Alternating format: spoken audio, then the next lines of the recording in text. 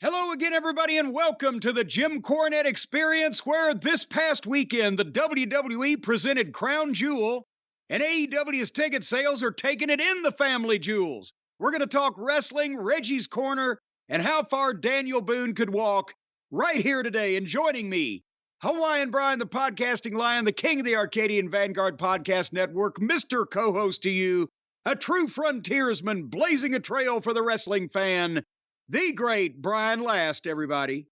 Aloha, Jim. A pleasure to be here once again. I'm eating a bagel while we start the show. It's early. One of the earlier start times for us. And You're eating another bagel. Well, the second half of the first half of the bagel that I ate before. I've been listening to you chew on bagels for the past 15 minutes while you fumfered around. The only time that you intermittently ceased chewing on bagels and stuffing them down your neck was when you told me, oh, my voice today and I'm stuffed up and I'm not at 100%, trying to lowered expectations. My expectations already here before we even go on the air. And now you're still, it's dry, stale bread, Brian. No, it's not. Maybe that's how it is in Louisville, Kentucky. Those famous Louisville bagels, I don't think so. I've been to New York. You could put one of those things in a fucking sock and defend yourself in a street fight. I'm not saying that's wrong, and that's, the sign of a good meal, kind of you can defend yourself with. But it's delicious. You get a good fresh bagel, well done, made right, I guess I should say. And it's fantastic, and it's fresh off the grill. Fresh off the grill, that's right.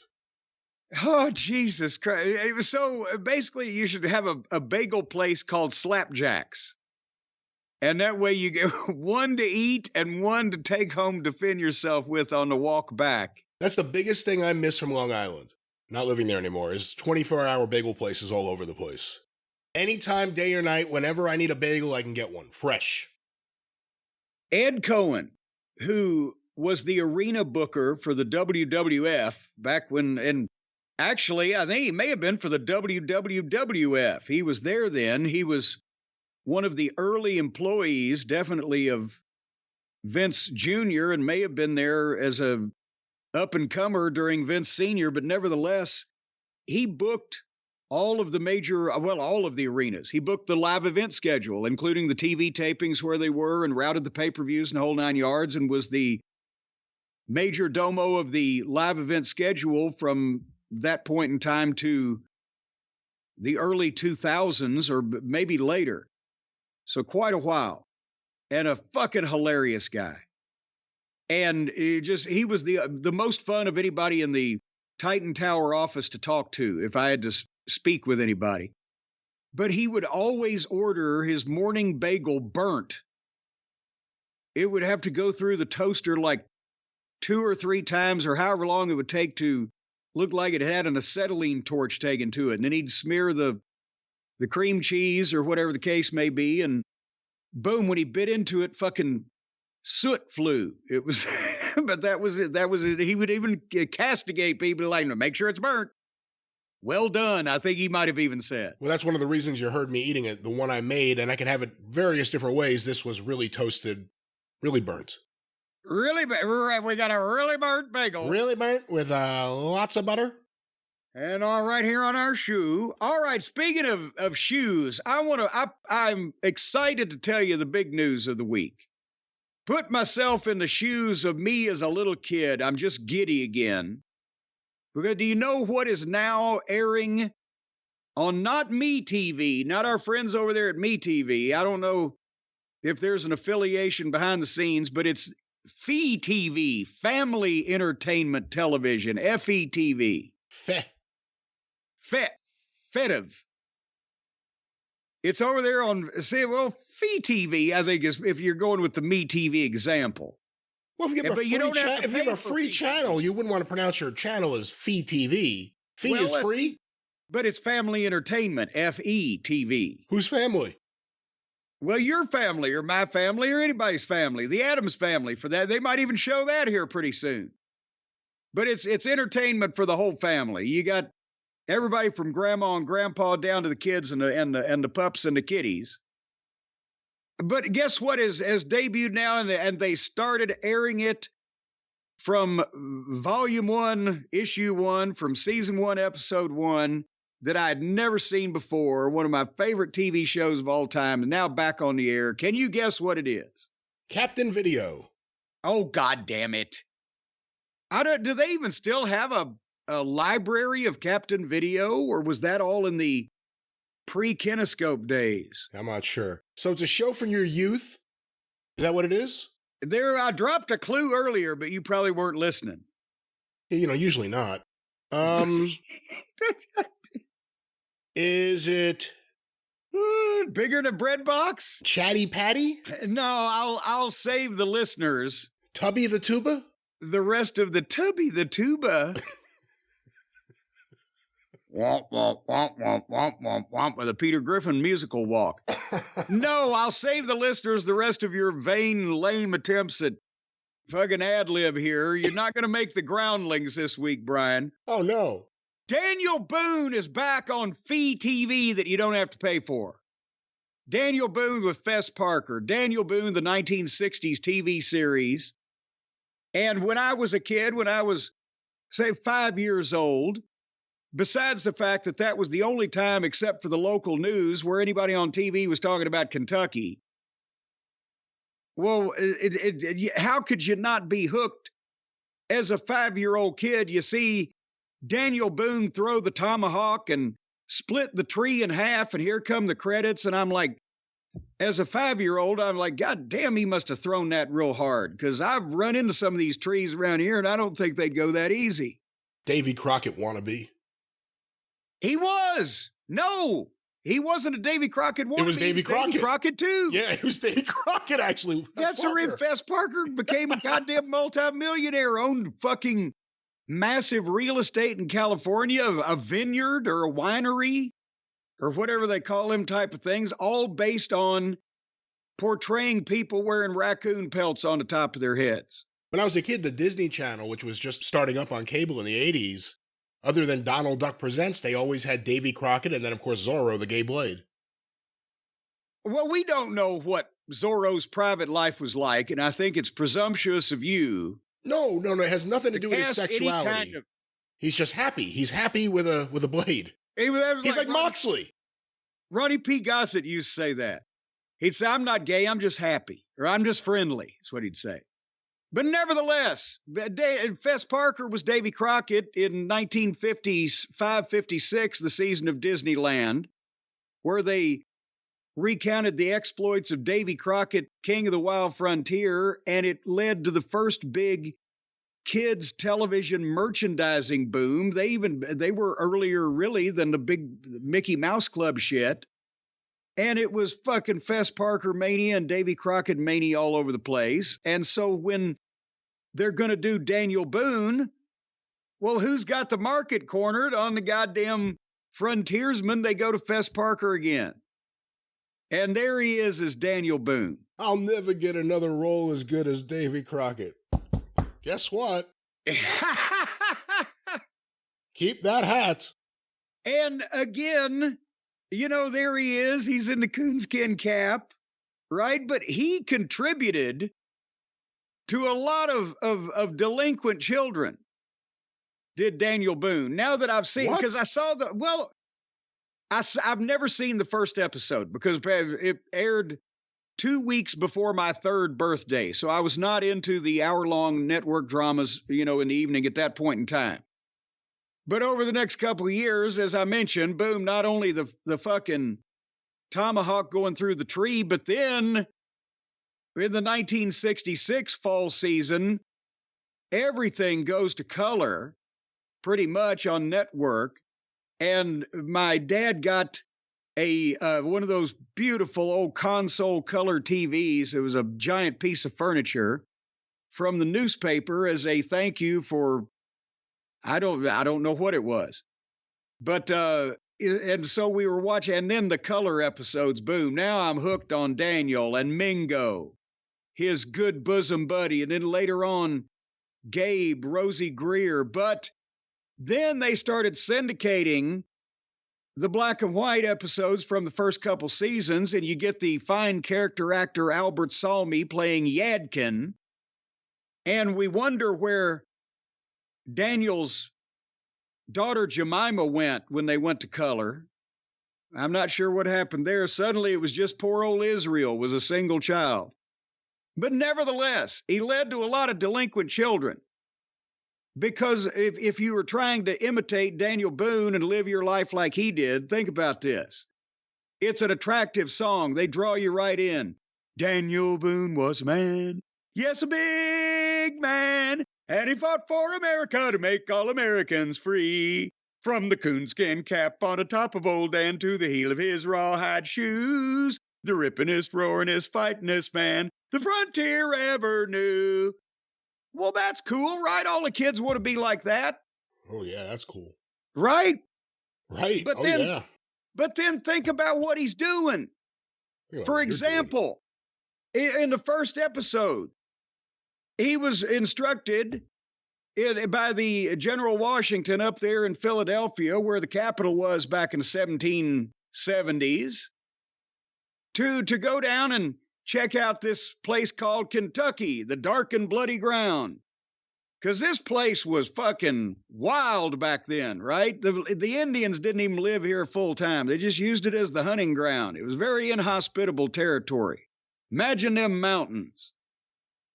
And he said, Daniel, go and blaze a trail through the Cumberland Gap. Okay. Or maybe sometimes Daniel, after he established Fort Boonesboro, he needed to go up and see the Continental Congress about something, or go to see the Liberty Bell, and he'd have to bop up to Philadelphia. So what he would do, him and Yadkin, or him and Mingo, they'd kiss, well, he would kiss his wife. Mingo or Yadkin wasn't allowed to kiss Rebecca while Daniel was around, but Daniel would kiss his wife, Rebecca, and they would take off walking on foot, carrying a one-shot rifle that took 2 minutes to reload, wearing the clothes on their back, no horse, no wagon, no luggage. And they'd go to commercial. And that son of a bitch, 3 minutes later, at the end of the goddamn commercial break, they'd be walking up the front steps in Philadelphia to talk to General Washington. That's 600 fucking miles of driving. How the fuck did... And then they'd go back. And then Becky would say, oh, Dan, you've been gone 3 weeks. 3 weeks to walk 1,200 miles through the goddamn mountains that you couldn't lead a horse through back then? How the fuck did he do this? So all these kids, I, for one, thought one day, well, I'll just walk to Philadelphia. Well, I got 1.5 miles down the fucking road in the cow pasture, and I was like, well, fuck, where's Philly? And another thing, did you ever see the cabin? The cabin on the outside, it looks like it's 20 by 20 feet, right? But inside, the cabin, it's beautiful. They got a sitting area. They got the big fireplace. They got the dining room table. They got all kinds of antiques and stuff. They got the bed area, and then the loft up there where Israel sleeps, and I don't know where they put Jemima. And it's immaculate. And I know it gets hot in the fucking summertime in Kentucky, and it gets cold in the wintertime. But nobody's ever shivering, and nobody's ever freezing. I used to ask my mother, why is it so clean in the Boone's cabin, and it's so messy around here? Or how come we're sweating? Because we ain't got the central air put in yet. The Boones are comfortable. A lot of smart-mouthed children propagated by that program. And if you notice, I've noted from the first season also, I've noticed one more thing. Apparently it was a network requirement, because I've seen this on a couple of occasions. He could shoot all the Indians he wanted, but when he went to shoot the bear, they couldn't show the bear getting hit with a bullet. Apparently it would upset the children. But meanwhile, he's picking these goddamn Indians off right and left, and they're fucking taking bumps and screaming and dying. That didn't upset the children. All right. Well, tune in next week and Jim will review Petticoat Junction here on the show. No, we already did that. Remember? Oh, God. A couple of years ago, we were talking about the fact that, pretty much all through the run of the series, you had the same Betty Jo because she was the daughter of the producer of the program. But the Bobby Joes and the Billy Joes, they were bouncing all over the place. No pun intended. I would have liked to have wondered if the people in Hooterville were using the water tower that they took the baths in naked while their clothing was strung willy-nilly across the top of it. Were they using that for drinking water? I don't know. Would you like to move on, Brian? Yes. Okay, we got a couple of emails to go over, but first, a recurring segment here on the program, and something that we've skipped again. I think we skipped a week, and I don't want to get too far behind. At the same point, don't want to ruin anybody's day, but do want to recognize some of the listeners out there that have lost some of their friends, their children, their fur babies. So it's time for another edition of Reggie's Corner.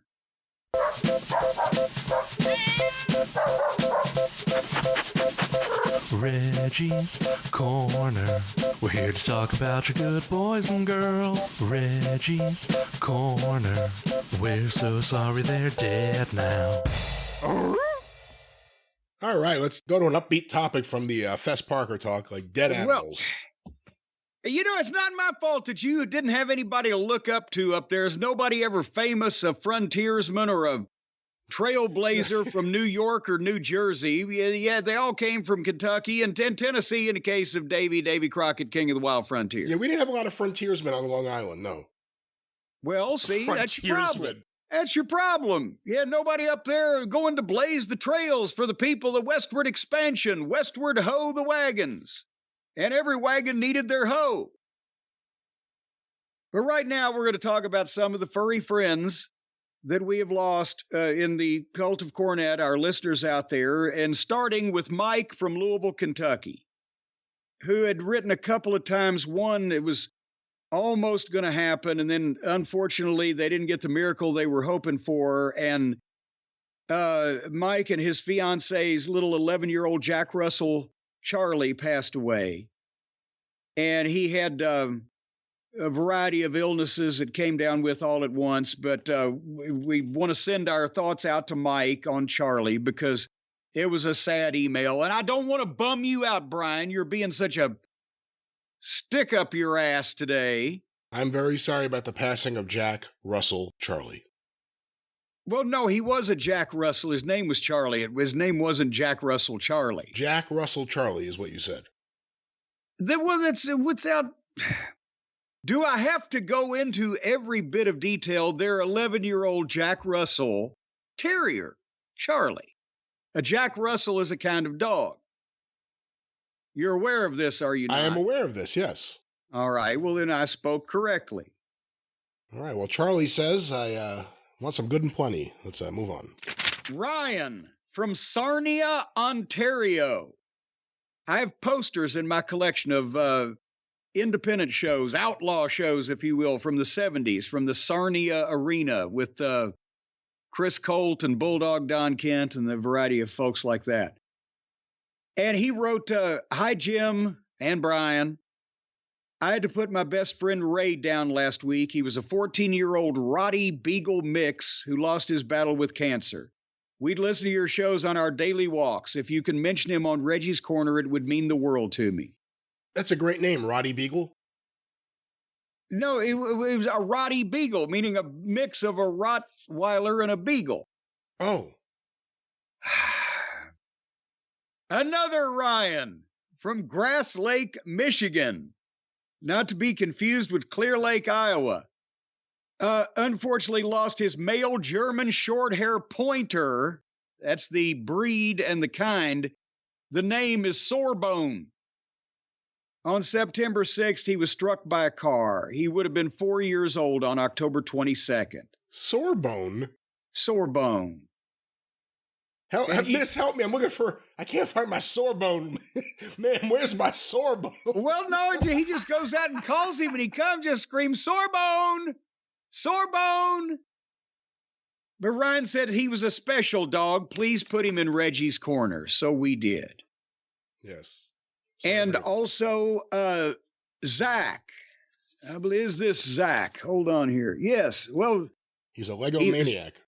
ZG was what he signed it as. His first name is Zach. We won't go into all of his information, but from Jacksonville, lost his 5-year-old pup, Cobra, to a renal failure and just a horrible illness that came on. And it's a long email that I won't go into because everybody would be saddened by. But Zach, no, I can't. It's a Cobra? I'm sorry. I need information. No, his 5-year-old puppy, Cobra. Oh, I thought you said it was a cobra that got renal failure. I started laughing. No, his 5-year-old puppy. Are you hearing every other word? Is this thing on? I'm so sorry about the Cobra. Zach, we're sorry. I'm sorry about Brian, Zach. George Takano. Oh, that's a deep cut. And they think we don't know our New Japan. There we go. And finally, from a fellow named Dworin, D-W-O-R-I-N, Dworin, I hope that's correct, who lost his St. Bernard Klaus, recently diagnosed with cancer and heart failure, and unfortunately was only 5.5 years old. Klaus, our big boy, was full of energy and had puppy dog eyes that made you smile every time. He was also a great escape artist when it came to food. Once took a pork rib off the deep freezer top that I left there to thaw out, only to find I think Dworin's second language may be English, only to find the empty casing and a St. Bernard having a snack in the backyard under the pine tree. It would mean the world to immortalize his memory in Reggie's corner.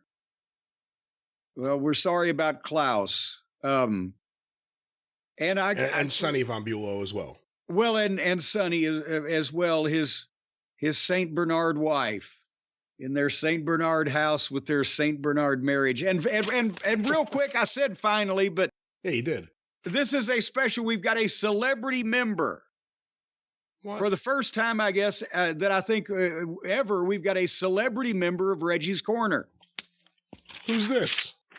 Well, not an applicant, not an inductee. The animal was not the celebrity. But what are you're just... I don't know where you're going. This is ridiculous. You're twisting an applicant, not an inductee. An applicant for the Hall of Fame. Or not even a Hall of Fame, for Reggie's Corner. It's the Reggie's Corner. What are we doing here? It's like you're not even here, Brian. You can't follow me. I'm so sorry about your Cobra, Charlie. No.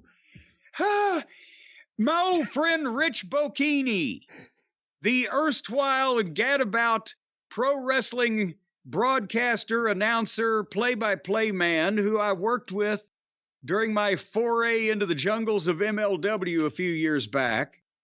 He and his girlfriend lost, it was her 14-year-old cat, Tina, that had been with her all that time. And that was just a few months ago. And then after Tina passed a few weeks ago, their other cat, Ike, passed away. So they lost both Ike and Tina. But Ike started sleeping with a couple of the other cats after Tina left, listen. So. Well, we don't know that for sure. But I was trying to say there's an uplifting end to this. They now have a new cat who has 4 kittens. So I'm not sure whether Ike's meandering ways or meowing ways or tomcatting around had anything to do with that, but they've now got a fine feline family that they can call their own. So best wishes to Rich and his lovely young lady, who apparently is very easy to please, but our sympathies on the loss of both Ike and Tina. And our sympathy is that you're still stuck with MLW as well. Well, no, he's branching out. And I understand aluminum siding is a fast-growing industry. that he's actually now studying and training to become an installer, I believe. But Rich, we love you, and unfortunately, Brian, just a brief one. We just wanted to bop in there, but that is the official end of Reggie's Corner. This has been Reggie's Corner. Goodbye to our friends on the other side. On the next Reggie's Corner, we'll talk about a bunch more pets who died. Welcome to the big time, bitch! Woof woof! Oh, it just cuts off right there. All right, a couple of emails from the listeners on things we've been talking about. Remember a few weeks ago, Brian, when we were talking about the old horror movies, the scary movies that you could get in the 60s on 8mm film. The silent, condensed, like 8-minute version of a goddamn hour and a half, Universal horror movie from the 40s. You remember this discussion? I do, yes. Yes, yeah, okay. Well, I was just waiting for the validation of that since you can't remember apparently what you did 15 minutes ago today. Oh, come on, Cobra. Don't talk to me like that. But anyway, I'll tell you, the Cobra. It's the Cobra. The Cobra has renal cancer. I was like, what the fuck is happening here? No, no, they can subsist for quite a while with having both of their renals taken out. But anyway, Kevin wrote in that he was listening to a recent episode of The Experience, and we were talking about the old 8mm films. I couldn't remember the company that released them, and he has it, and several other people tweeted it to me, so credit to them also. Castle Films. Castle Films is the answer we were looking for. Do you remember that? Does that strike a bell with you now, or you're still too young? I remember the conversation. I actually have some of those, not a horror films, but I think I have like a Woody Woodpecker 8mm and a few other things. Yeah. Well, they did. They were the home video company when there was no such thing as home video. If you wanted to get, again, silent 8mm shortened films that you had to put on a projector and show on a sheet. She sells seashells by the seashore. Show on a sheet, or if you were lucky enough to have a screen, then that's where you went to Castle Films. And he goes on to say, my sister bought an 8mm camera at a rummage sale and then gave it to me for doing a few chores at her house. This would be in the mid-70s. Since I would obviously need a projector, I ordered one from the Johnson Smith catalog. I also bought several of those Castle Films. I remember having at least one of the Universal Monster movies, a boxing match, a highlight film of the Harlem Globetrotters, and at least one other. And that's the only way you could get anything, cartoons, whatever. And it had to be, you couldn't just, give the kids something to watch, turn TV on and pop a tape in or whatever. You had to bring the projector out and you had to run it. And it was a whole goddamn turn the lights out in the room. And it only lasted 8 minutes and then it's over with. But that's what we had back in those days. And then, that's it. Well, Brian, you were, when you were a kid, also, your parents would light a candle and make hand shadows on the wall, right? No, that was not. We had VHS when I was a kid, thankfully. Well, anyway, Kevin, lastly, he says, interesting. You also mentioned your mom would have been 90 recently. It was back in October, would have been Mama Cornette's 90th birthday. He said, same goes for my mother on October 24th. And that was a coincidence because October 24th would have been my father's birthday, and he would have been 109. So there you go. That's a mathematical coincidence. Coincidence. Isn't it? Yeah. Yes. Do you have these often? Coincidences? I don't know about when it comes to dead parents. Well, birthdays and ages and things, and his mother and my mother were both mothers. So, all right, here's another one. We ain't getting anywhere there.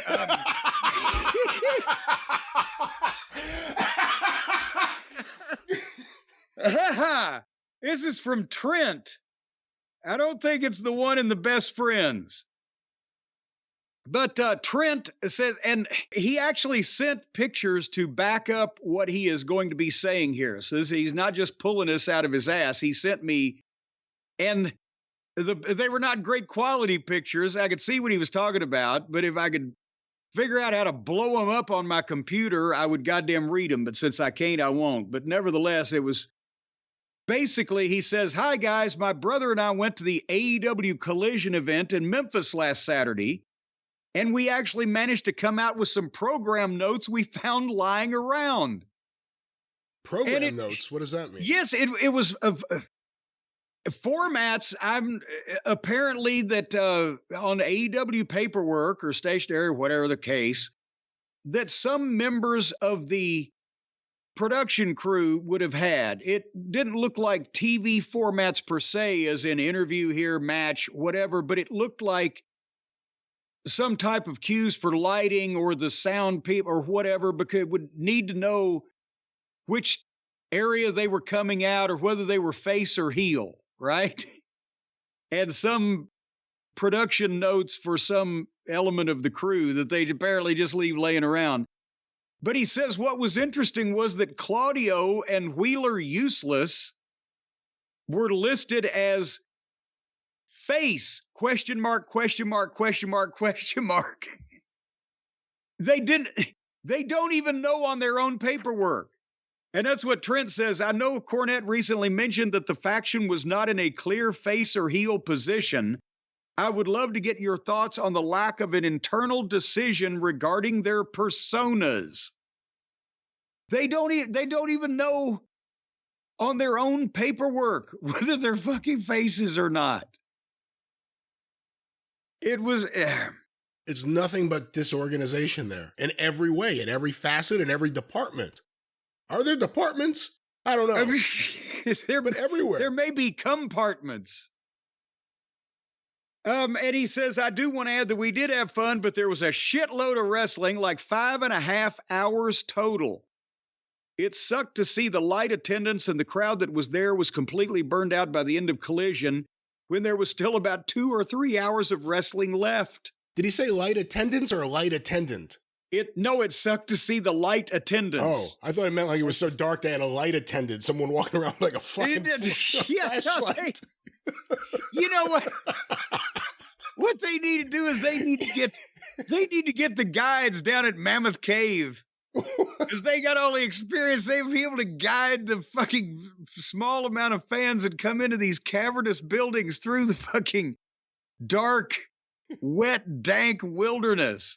Make sure they don't fall into a bottomless pit. Maybe they can make more money like that. In the middle of Dynamite, you're also selling like guided tours into the darkness of the upper parts of the building.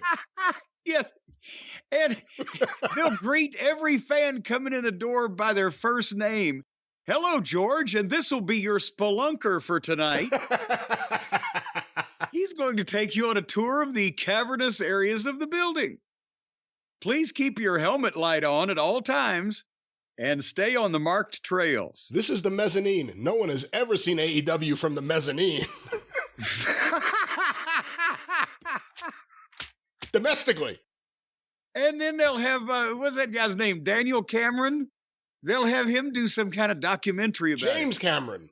James Cameron. Who's Daniel Cameron? You're thinking of Daniel Boone. Who was a man. Yes, a big man.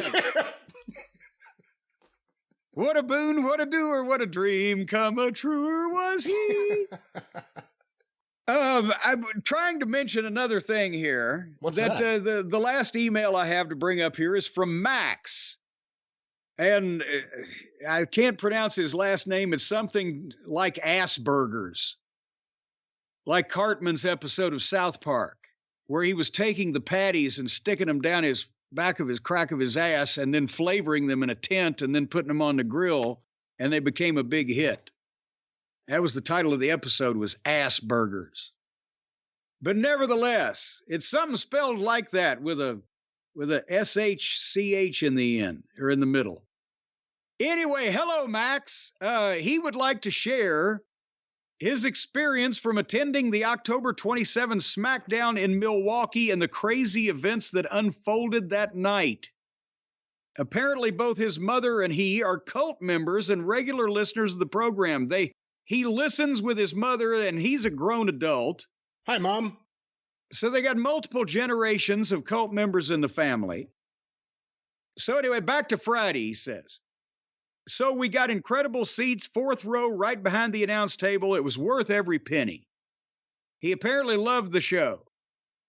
But he says during the taping of the 2nd episode, the announcer had us do something odd. While they were setting up the ring for something, they wanted us to cheer as loud as we could for about a minute. Then they also had us boo as loud as we could for the same amount of time. I was wondering if y'all knew what that was for. Piping in crowd noise? ? Bingo! That's what Vince was doing that back in the 90s.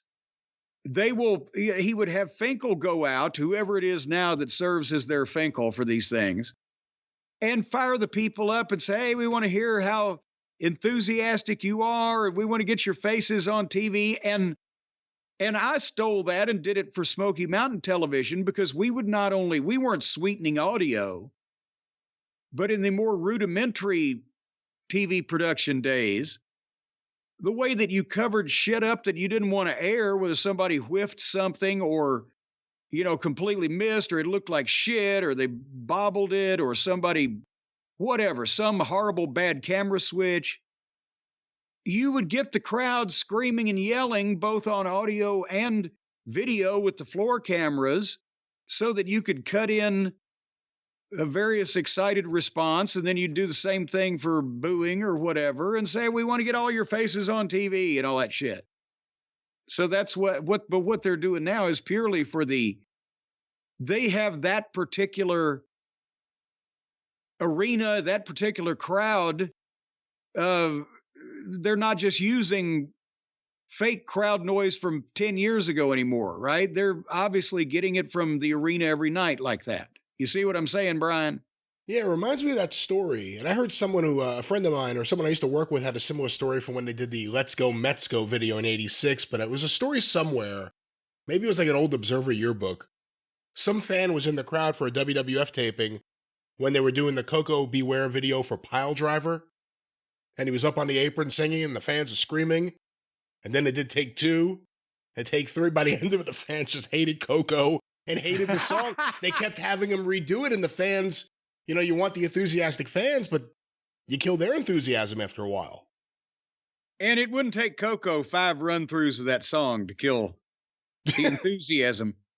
But anyway, and lastly, still from Max, listen to this story now.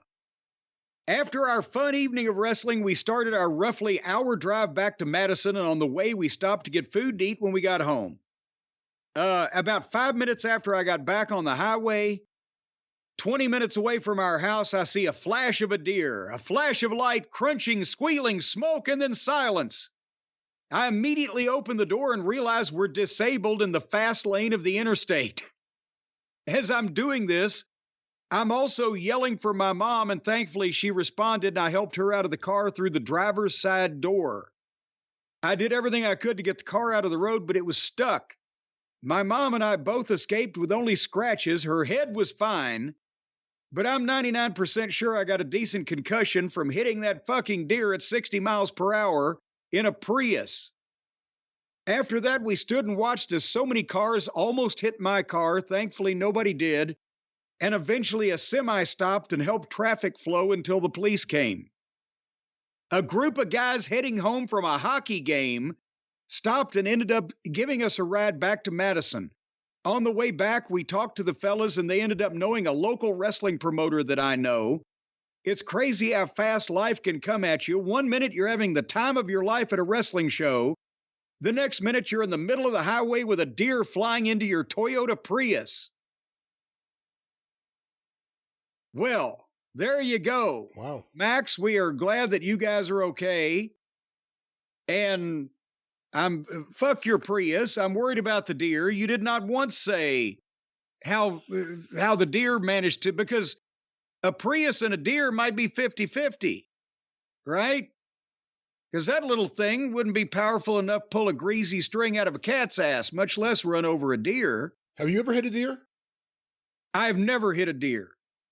I would be completely mortified if I did. So I once in 1994, unfortunately and inadvertently ran over a bunny rabbit, and I didn't want to drive for a week. He ran right out in front of me. And it was the little neighborhood deer or neighborhood bunny. So it was a deer. And no, I had deer on the brain because of you just said it was a little neighborhood bunny rabbit that I would see run down the side of the road whenever I came in from my Smoky Mountain shows. And then suddenly one night, for no apparent reason, he darted right out in front of me out of nowhere when I'd never even seen him. And I couldn't avoid it.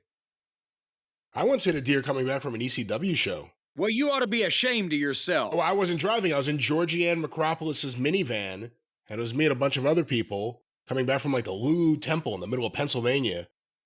And like 1 a.m, whatever it was, she hit a deer and it totaled her minivan. Oof. And then we had to, like at 3 a.m, somehow she rented a Lincoln Continental. And she drove us all back into the city. She rented a Lincoln Continental at 3 o'clock in the morning. That was the only thing they had that could fit whatever it was, 6 people. Who was they? Where did she rent a car at 3 o'clock in the morning back then? I don't even remember, actually. That's a good question. She somehow got one, and it was a Lincoln Continental. Oh, well, now you didn't actually see the rental process. Just somebody brought Georgiana Lincoln Continental. I believe that. It was a rental place. I don't remember if it was a Hertz or an anything else budget. Yeah, I don't know who else exists in this field. Avis, they try harder. They're out there too. And then, But yeah, the deer totaled the car, and then the deer got knocked into the woods, and we never saw it again. Well, now you didn't even go down there and see if it needed help. I don't want to. No. Well, you hard-hearted. We needed help. We had a totaled car. But at least you were up walking around. What am I going to do if the deer's hurt? Well, nothing. You're gonna call for a helicopter to bring a veterinarian to euthanize the poor thing. I'm gonna have an awful vision. A veterinarian airlifted into the fucking scene to take care of a situation like that. Call the goddamn Department of Wildlife. For the rest of my life, I would have had that vision in my head of that deer just down there, all fucked up from Georgianne's minivan, still breathing. Looking up at you going, why? Yeah, why would I want that? I can't do anything to help the deer. Better to just stay up here and talk to Eddie Goldman. Well, you know what you can do to help people, Brian, in this holiday season, in these trying times? No, what's that? You can order merchandise from JimCornette.com. Because I'll have you know that I'm pleased to announce that the Midnight Express 40th Anniversary Action Figure 4-pack set, the limited edition action figure set, book, photo, and certificate of authenticity that has been selling so well since the pre-orders began in September. The first royalty checks have gone out to the various members of the Midnight Express for early Christmas, and they are very thankful, and we appreciate everybody that has ordered and either has received their sets, or if you have not received them yet, if you ordered, it's locked in. You're not going to get left out. We've had a few people email going, oh, geez, it's been a while. I don't want them to run out. Well, no, your order is locked in. We have the inventory computerized, thanks to the Feather Bottoms. And thanks to the Feather Bottoms, hundreds and hundreds of those have already been delivered, and hundreds more will be going out over the next couple weeks. We're trying to clear up not only the pre-orders, but also up to date on those Midnight Express action figure sets by Thanksgiving so that everybody has a Merry Christmas, and you can too if you haven't already jumped in. But I would hurry. Get in line now because we are still a bit backed up on the midnight sets. And if you want any other Jim Cornette merchandise, action figures of myself, Cult of Cornette membership certificates, books, DVDs, T-shirts, and more, we're having about a 14-day turnaround on that stuff. So hop in now and fulfill all your Christmas shopping at JimCornette.com. And I know you've probably gone through and gotten all of the lumps of coal and rotten potatoes that you're going to be handing out to the kids in your various stockings and neighborhoods this year, right, Brian? I've already spent a good deal of money, and Suzanne has spent a good deal of the money buying gifts for all the family members. So It's already being worked on. A good deal of the money. Buying the gifts. And when the kids came up to your house trick-or-treating, what did you give them? Did you give them stock advice? Did you run them off with a garden hose? Did you tell them to pull themselves up by their bootstraps and get a job? What were you giving out at Halloween when the kids came around last manor? Well, I personally don't deal with that stuff. Suzanne deals with it, and we had some other people here, some families, so we let them answer the door. I was going to, no, wait, you hired people to answer the door and run the kids off on Halloween. I didn't run any kids off. We want to celebrate in this nice neighborhood, everyone having a good, safe time on Halloween, but we, the big thing for us has been the trunk or treat, not really the trick or treat. Trunk or treat? Trunk or treat. You put a trunk of treats on your porch and then let the kids just rummage through it? No, I guess it's the school organizes it, and various schools do this because we've had a few different schools for different kids do this. Instead of sending your kids out to strangers' houses, strangers who may be whacked out like you, hey, instead of that, you create a safe environment like the school parking lot. And all the parents park their cars so the back is facing the you're back into the spot, I guess. Whatever. No, I guess you park regular. You park regular. Listen, you park regular. And then you open your trunk, and then in there you have just a plethora of candy and treats and surprises, and you dress it up and you put things, and some of the parents really got into it and dressed up themselves. Wait a minute. So you want me, if I was a parent, you want me just on the say-so of somebody down at the school to bring my kid and let him wander around in a fucking dark parking lot with a bunch of goddamn strangers' fucking trunk lids up with goddamn bait in the trunks of the car like fucking a bunch of mouse traps open with cheese in it, drawing these little crumb-snatching rugrats into the trunk where the lid can be slammed down and they can be driven off just like that. I've seen these goddamn TV programs. After the average trunk or treat event, how many of these little kids comes up missing? First of all, it's in the middle of the day. Second of all, you walk around to each car with the kid. Third of all, this is exactly why we want to keep these kids away from people like you and your weirdo, sicko, perverted mind and all these things you concoct. What's the use of going around trick-or-treating in a costume and getting candy in the middle of the day? That's like trying to go to a haunted house at 2 PM. How scared can you be? But how did your kid get absconded there? Kids aren't interested in the scary part. They want the candy. And by the way, so do the adults. I was telling my kid, get the Whoppers, get the Twix, get the Kit Kat. Go for those. Wait a minute. They had Whopper, Burger King Whoppers? No Whoppers. What are those things Wait a minute. called? Next week or next year, I'm going to get a costume. Are they Whoppers? What are they? The little chocolate, they're not Milk Duds. Because they don't just ruin your teeth. There's a lot of difference between a Milk Dud and a Whopper. But whatever, my kid, Suzanne, created an amazing custom Wednesday Addams costume, because my kid is into the Wednesday Addams TV show that's on now. And they announced the winner of the costume contest for kids is my daughter, Wednesday Addams. Some other fucking little Wednesday Addams gets up there. This little pudgy kid had a wig falling off her head. The outfit looked like shit. There were multiple Wednesday Addams. Well, there were two. And this one ran up there first, and they didn't know any different. They fucking, judge dressed like a fucking clown. Well, why didn't you go up there as Gomez and say, hey, now wait, it's not because this Wednesday. Well, that was the problem. Here were my options. It's that Wednesday. My option was to tell my daughter, fuck these people, we're going to get ice cream. Or to go up there in front of all the parents and the kids and the townspeople and go up there and say, no, of the town. This kid's costume sucks. Just look at her and look at my kid. Custom made. A custom made Wednesday Addams. Custom made from head to toe. She looks great. This kid looks like Wednesday Addams, not that other kid. That's what you should have. You should have gone up there and said, I demand a Wednesday off. They would have chased me out of there with pitchforks. No. Then you could have done the deal Wednesday. It's a Wednesday challenge. And I want to hear the goddamn amount of applause when I hold my hand over this Wednesday's head. And you could have let the people could have been the pickers of the winner there. and they could have, registered their approval or disapproval of the whole thing. Yeah, listen, things have gone from bad to worse. They're blowing the leaves next door. I'm just saying something now. No, here we I'm go saying now. something now because you're gonna hear it. You're gonna hear it. Everyone's gonna hear it. You're gonna hear it. You're gonna hear it. But trunk or treat in general hear it. is a good thing. I think it's a good thing to do, and it's a safe thing, and it's a fun thing, and there's lots of candy, and you get to pick it out with your kids covertly. Safe, fun thing. I wasn't about the candy when I threw most of the candy away because I only really ate 3 Musketeers bars when I was a kid. But what?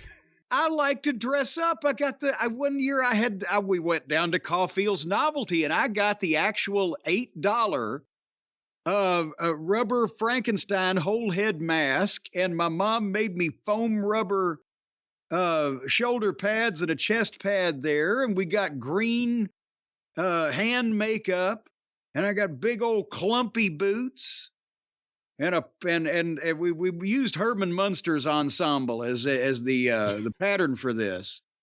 And I looked quite Frankenstein-y. I have a picture of myself here in the family archives. Can we put that on a t-shirt?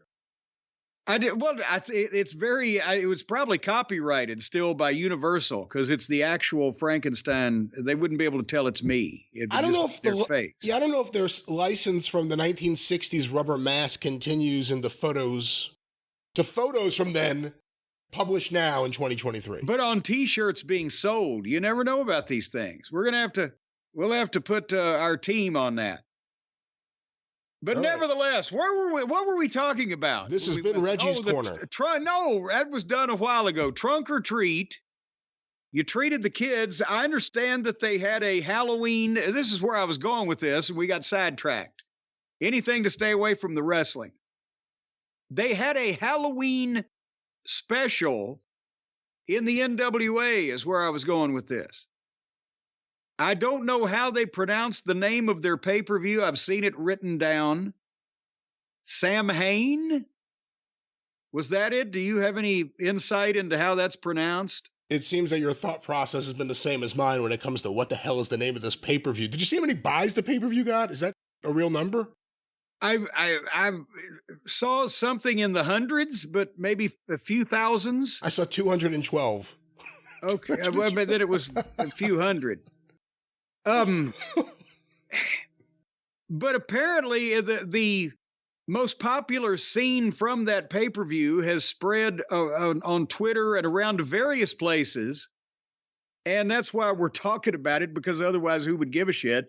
But they shot themselves in the foot, apparently, at the NWA because they had a scene on their pay-per-view ordered by 212 people and, whoever was in the room at the time that has apparently angered or disenchanted the CW network that they were just announcing they had landed programming on into pretty much saying, we're not going to put that on after all. Maybe we'll stream it somewhere. And in 2 minutes, they shot them, not even in the foot. I think this is a full-fledged dick shooting here. But they angered the network that they were just bragging about getting on before they've ever even been on it yet, to the point where now they're probably not going to get on it. That's the summary of the fucking situation. And they didn't do it for a finish or a match or a edgy character that was going to get over like a Stone Cold Steve Austin or whatever. They did it for a comedy fucking bit where the announcers are speaking at ringside about something, and suddenly their attention is focused on something going on in the room, and they've got a table or a booth set up like they're trying to make it look like a VIP area in a club or something. He'll always be Daryl Van Horn to me, but Father James Mitchell is how the kids know him, the devil. And he's surrounded by a group of not even good strippers, expensive strippers, but like trailer trash fucking tattooed strippers and weird looking people dressed dodgily. And they're swigging big bottles of booze, and it looks like Scarface, where they're actually snorting piles of cocaine off of the table. And the announcers are having to talk about this and kind of, oh my gosh, look what's going on up there. Holy mackerel. While the camera's just shooting it over and over and for no apparent reason. And now we find out that that's a scene that they said Billy Corgan specifically wanted to have in the pay-per-view. And I guess one of the 212 people that purchased this thing works for CW and said, yeah, what the fuck are we doing? Brian, do you have any further enlightenment to add on this developing situation? First, let's say the obvious. This is one of the funniest stories in the history of wrestling. Within a few weeks, the NWA, who has done nothing for a while, Billy Corgan bought the rights to it. They did one taping with Jim Cornette. That got a lot of attention. Nothing since has. There are fans upset about who makes the NWA champion, but other than that, you never hear anything about the NWA. Then we hear they're bringing back the territories, which I guess the James Mitchell segment was in the Miami territory. I'm not sure what territories they're bringing back. Actually, 1984 Mid-South wasn't far off, but go ahead. And then we hear that they're about to announce, I think, 2 different TV deals with a top 20 network. And then word comes out at CW that it may be for a wrestling show and a reality show. And that's the last we hear of it until, for whatever reason, the promoter, I never thought I'd say this, without the restraints of a Dave Lagana, the promoter thought it was a good idea to have, I don't even know what his James Mitchell's current character is. I'm going to assume he's a heel manager, but I don't know. He is the living incarnation of debauchery and devilishness. So it kind of, I mean, I'm not saying it wouldn't be something that he would be doing if he was just in a club somewhere, but it being broadcast on the pay-per-view, I'm not sure that it was fitting for the scene. That's a real devilish fucking gimmick. You got the promotion canceled. For whatever reason, the manager's in the back of the room doing cocaine. Cocaine. By the way, cocaine, not really as safe as it used to be when it wasn't safe years ago. Not safe at all nowadays. I wouldn't be promoting that. The Surgeon General in recent years has come down heavily against cocaine use, especially off the tits of tattooed trailer strippers. And like you said, it was a throwaway thing. It wasn't like all of a sudden in the middle of the match, not that this would make it any better, like, oh my God, he's doing rails off the ropes. What's happening? It wasn't even that. It was just, hey, what's happening in the back of the room where no one's paying any attention? And who are these people with one person that we recognize and a bunch of fucking ugly women and weird fucking guys? And the fans sitting around kind of looking at them and laughing like, what the fuck is going on here? Now, you're the CW, and you want wrestling content. And we could say we've heard for a while, going back to, I believe, the early part of the spring, that CW was looking for wrestling content, and they were talking to various people. So you're the CW. You want wrestling content. Somehow Billy Corgan gets in that door. Maybe it's a Smashing Pumpkins fan, who knows what. But he gets in that door, and if we are to believe what was reported, made the deal, made a sale. And he may, in the process of going in that door, may have done the old shoulder-to-shoulder thing with somebody that was almost in that door and kind of got in first. Well, we will see what happens there, but the idea that he goes in there and he says, hey, we have a pay-per-view coming up. You guys should watch it. And they're watching the pay-per-view, and there are the characters doing cocaine. And they're like, no, you know what? Well, now we have the option. We could do a deal with a Billy Corgan and the NWA, or we could do a deal with a serious entity. And there are a lot of people, I mean, it's not news to anyone. There's a lot of people looking for TV deals right now. So windows are open. Will the NWA end up, like you said before, on the digital platform of CW, which, is that really going to be more valuable than YouTube? I don't know. If CW as a television broadcast platform makes a deal with another, what'd you say, serious or legitimate company, then the NWA probably wouldn't be on a streaming platform, because a serious, legitimate company with any kind of leverage would not want that. Yeah, and don't forget who's out there right now in the field. I mean, you hear CW and you think, oh, no one's really competing for that. It's still in a lot of homes. And right now, MLW is still going along. So obviously they're always looking for TV. The NWA, look at what's happened here. Impact is stuck on Impact's TV channel, I believe. I don't think anything would happen there. Dave Marquez has shows syndicated all over the country. You have to think someone like that would be in talks with a network like, or almost an old school network in the sense, CW, like that, about shows. NXT's out there too. Don't forget about that. I mean, everyone's thinking NXT and Raw have to be bundled together. They don't have to be bundled together. I'm sure that's something that WWE would prefer, but NXT's out there too. Well, and also for the benefit of some of the younger listeners that don't really understand network television versus a national cable network, the CW is an offshoot of several upstart networks from the late 90s, early 2000s. Remember, Smackdown was originally on a network called the UPN Network, United Paramount Network. And OVW here was on a station locally that was an affiliate, one of the larger affiliates, with the WB Network for Warner Brothers. We were WBKI.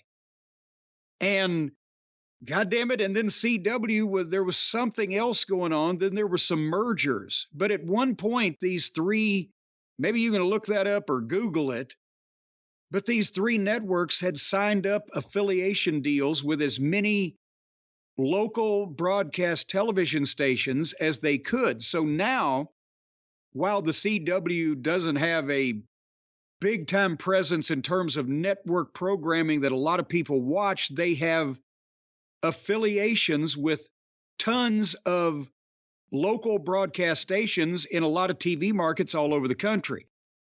And with people cutting the cord, as the kids call it, this is TV you can get with a goddamn antenna for free, literally for free. If you live in fucking Cleveland and you got a WB station, you can get it with a goddamn antenna. So it's not Fox, but it's certainly a widespread distribution that doesn't depend on cable companies and cable networks. What's the other one I'm thinking about? UPN, WB, and what? How do we get to CW? Well, I think those are the two big ones. I'm looking here on Wikipedia. WB and UPN both launched within 1 week of each other in January 1995, just as the Fox network had started to secure a foothold with American television audiences. And the CW it's derived from the first letters of the names of the two founding co-owners, CBS Corporation and Warner Brothers. It's owned by Nexstar, and it replaced the WB and UPN. I'm trying to see exactly how that happened.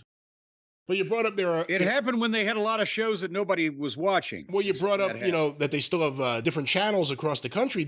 Affiliates is a word you could use. The biggest affiliate is Channel 11 now in New York. I always talk about every year they do March of the Wooden Soldiers, and they do the Yule log and everything. That's their biggest affiliate now, Channel 11 in New York, which has the Mets and Yankees. So if a wrestling program was on the CW network, they would be on WPIX Channel 11 in New York, and that ain't a bad station to be on if you're wanting people to watch your program. No, and it's a younger audience, I believe, for that channel, because a lot of the programs they have, I know my kids have watched some of the DC comic shows on there. It's a younger audience, and it's a different audience than the USA Network, and again, I'm just focusing on NXT right now, but any of these people getting on that channel would be a big thing. It's interesting to think about NXT doing that. The other interesting thing is, we heard the Billy Corgan thing was for 2 shows, a wrestling show and a reality show. Is that something that CW does want, 2 shows? Well, and there was also the discussion that Billy Corgan's wedding would be a part of some type of reality program. I don't know if there's people clamoring to, see footage after the fact of Billy Corgan's wedding these days, except maybe for family members of the lucky bride and groom. But that some kind of reality television show about wrestling was what we just saw them try to portray on their pay-per-view, that might be something we're glad we're not ever seeing. Can you think about what the fuck would go on there with a bunch of really wannabe indie level, hey, let's stir people up doing a reality show? They'd all look like fucking morons. The cocaine thing, again, it all comes back to like everything we say about AEW. The boss matters. The mindset of the boss matters. And everyone's a big wrestling fan. And some big wrestling fans have a lot of money and they want to put it into wrestling. But they still may not know what really makes it tick. They may know some of what they like, and they may have weird, I'm not even saying weird, they may have things outside of wrestling that they enjoy that other people wouldn't, and they combine the two things. You know, I don't know if anyone watches football and says, I wish someone would just do rails of cocaine in the middle of the fucking game. Not even a player, just someone in the stands. Show them doing cocaine. But it goes into that, and when you're trying to weigh the future of professional wrestling and you look at the current crop of whatever you want to say, indie promoters or mid-level promoters, it's scary because no one has the right sensibilities to understand what makes this work, and it seems like everyone is their own worst enemy. Well, and that's the thing. It was completely self-inflicted, and it was there was absolutely no possible return on risk. Okay, we're gonna stir some people up and potentially offend some people and have this scene or whatever. What money is it going to draw us? What TV network are we going to get on because of this instead of off? What income or what tickets are we going to sell? What guy are we going to get ragingly over? No, it's just a goofy scene in the middle of another chaotic modern wrestling promotion. And most of the fans would probably say, look at that shit. But the people who matter, as I've mentioned many times, all it takes is a big sponsor or a programmer at one of your main stations or your main station to get pissed off, and they don't need the fucking wrestling, especially if it's not WWF. Next month, the NWA is promising the first overdose ever on live pay-per-view. What do you think? And that's probably what they thought. Maybe they thought that was real.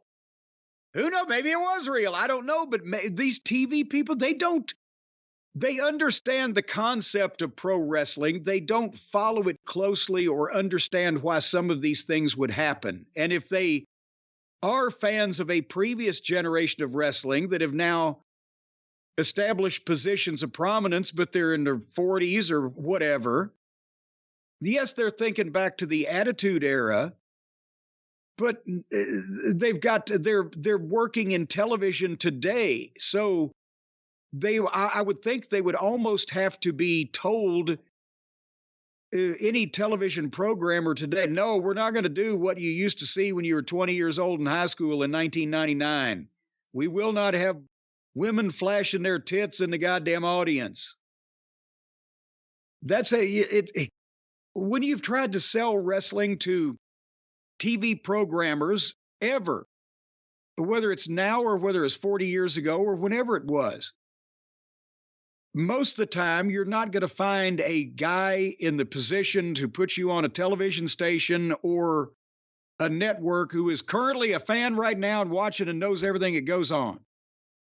But especially in the territory days, you were liable to find one that was a fan when he was a kid in that area that used to sneak under the fence to see Ron Wright in Kingsport when he was 12 years old, or a similar story about Dusty in Georgia or whatever. And as long as you could give those people a program that wasn't going to cause them any fucking trouble, was not going to get complaints from people calling in that the boss of the whole station, who might be a Christian or a teetotaler, whatever the fuck, you weren't going to see the devil himself with a pitchfork, or you weren't going to see a bunch of fucking drunks, or whatever the spot was that might trip his trigger, then you could get on the air and stay on the air and people would watch the program. But once you pissed off whatever the fucking sore spot was in that market or that person or whatever, it didn't matter whether people were watching or not, because they didn't need wrestling as bad as you needed them. Well, Brian, where Billy Corgan made his mistake, don't you? No. Because there was only a couple of hundred people that figured out how to watch that program. But even then, they knew where he was. If he had been smart enough to use our friends at ExpressVPN, then those programmers at CW, they wouldn't have known what they were watching. They would have thought it was some kind of wrestling from Russia or Bulgaria or the Isle of Malta. I mean, there's some level of something in what you just said that almost ties to what the sponsor does, but I don't think what they do has anything to do with whatever it is you just described there to watch the NWA pay-per-view event. Well, the point is, if you're on the internet, you don't want the internet service providers to know your business. And they do, because every time you go to a website, every time you have online activities, they know it. And then they can sell that information to ad companies, tech giants, street corner enforcers, blackmailers, extortionists. Can you imagine? There is a guy named Guido that lives up in Cherry Hill, New Jersey. He's on their list. When they find out something about you folks out there in podcast land that you wouldn't want your wife or significant other to know, this guy named Guido will knock on your door and you will have to pay him every week to not spill the beans. I'll pay Guido to knock off the neighbor's gardeners right now. Well, no, that's a completely different branch of the business. Of Guido, yeah. Yes, of Guido. It's Guido Incorporated to you. But nevertheless, that's what you don't want these internet service providers doing. It's like leaving your windows wide open and people being able to see in, and everybody knows. I think you could agree with this, Brian. I think everybody out there could agree that the most fulfilling feeling in life is being able to walk around your home with the curtains wide open, naked as the day you were born, your appendages flapping in the breeze, without a care in the world. Everybody does that on a daily basis, right? No, I don't think everyone does that. Certainly not on a daily basis. I don't know if everyone would agree that that's the most liberating moment you could have in your life or whatever you said. Well, that's because they don't have ExpressVPN. That's why they don't do that. Well, because why would that? Wouldn't it be more liberating to do that outside than inside? Well, you can get arrested for shit like that. But folks, if you're in your own home, when you use ExpressVPN, the internet service providers can't see your online activity because your identity is anonymized. It's anonymized. It's animized. It's animated? Anonymized. That's what it is. Anonymized. That's a cool word, man. Anonymized by a secure VPN server, and your data is encrypted for maximum protection. On phones and laptops and routers and modems and everybody that shares your Wi-Fi, or the neighbors that are leeching off your Wi-Fi, or however that's going to come to an end. You're going to be an island unto yourself, and nobody's going to know where you are. As a matter of fact, your relatives are going to be calling the authorities. They're going to be trying to do welfare checks, but those cops knocking on your door, they're not going to know you're there. With ExpressVPN, until the smell wafts through the open windows, nobody's going to know where you are. I don't know what kind of example this is, and that is really, again, some element of what the sponsor does, but I'm not sure that's what we should talk about. I think when you think about ExpressVPN, it's the ability to see programs sometimes that are on different services that are only available in other countries. With ExpressVPN, you are not in any country. They're geographically restricted. There's an apartheid on some of these programming that you can't get them in some places unless you go through the folks at ExpressVPN, because they have no prejudices. Yeah. Yeah. And you can secure your online activity. So nobody, including Guido, is going to be able to tell your significant other that you were visiting that particular website that has all those cool videos. So right now, folks, secure your online activity by visiting expressvpn.com/JCE today. That's Express, once again, EXPRESSVPN.com/JCE. You're going to get an extra 3 months free, 3 months of protection. That's 90 condoms. ExpressVPN.com/JCE, 3 months protection for extra 3 months for free from the danger that you're in, from people peeking in at you, parading your tallywhacker around in your own living room. Again, I don't think that's exactly what this does, but ExpressVPN is your way to do what you need to do with ExpressVPN. To let it all hang out. Let it all hang out, or something like that. Do what you want to do, be what you want to be, go where you want to go, and nobody will know a thing about it because the fifth dimension's been out of style for a while. Yes, but Marilyn McCoo and Billy Davis Jr. had a hell of a career after that. ExpressVPN.com/JCE. All right. Can I just say something officially? Yes, if you would like. I'd like to murder the neighbor's gardeners right now. I knew you were going to bring that up. I actually can hear some semblance of leaf manipulation going on over there across the way from Last Manor. Now they've got a guy on a fucking. They've got a guy driving something, and then they got 3 other people with fucking leaf blowers, and they're working in tandem to blow it into the woods. Yeah, but now you're doing a fucking Dominic Mysterio. You're jacking the sound level up so we can hear them. No, I'm not. No. Yes, you are. All right. Speaking of jacking some levels up, apparently AEW their ticket sales are jacked, and the levels are not coming up. You have some information, because as we mentioned, this is going to be a WWE heavy program because they did the Crown Jewel this weekend and set up a couple things for it on Smackdown. We're going to talk about that here in a little while, but the AEW live events that we started talking about, the Yum Center crowd here in Louisville last week that was abysmal. And we're not trying to glorify in their misery, but there's a point to be made here in that when you lose something, when you're a wrestling promotion, historically, traditionally, territory bookers, national companies, whatever, it's easier to keep it going than it is to get it back after you lose control of it. And I believe that Tony has lost his grip on this thing, along with potentially, is this the beginning of the public, the public evidence of he's cracking the fuck up? Because now it's just completely outlaw wrestling. It's just completely indie.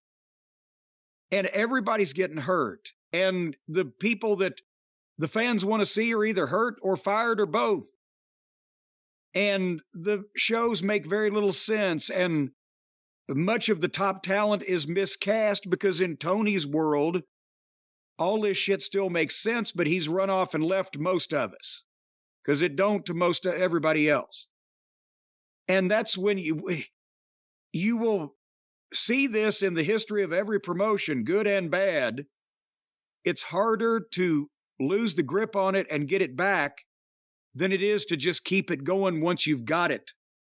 And we've been saying for a long time, even if you love everything Tony's ever done, look at the fucking guy and over the past few years and the workload and the frazzledness and the chaos. And he's going to, sooner or later, something is going to necessitate him taking a long rest in a Warm Springs, Georgia or something, isn't it?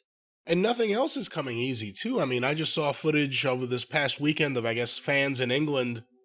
His fans, his soccer teams, his football club's fans, like not storming, but marching in the streets and holding up signs during the game because they're being priced out. And then in Jacksonville, there's a big debate about the stadium. So nothing's coming easy right now for him. And so you have some information on upcoming ticket sales to the events, do you not? Well, we talk a lot about this stuff, and a lot of people send us stuff. I decided to sign up for WrestleTix on Patreon, support them because they're doing this kind of stuff.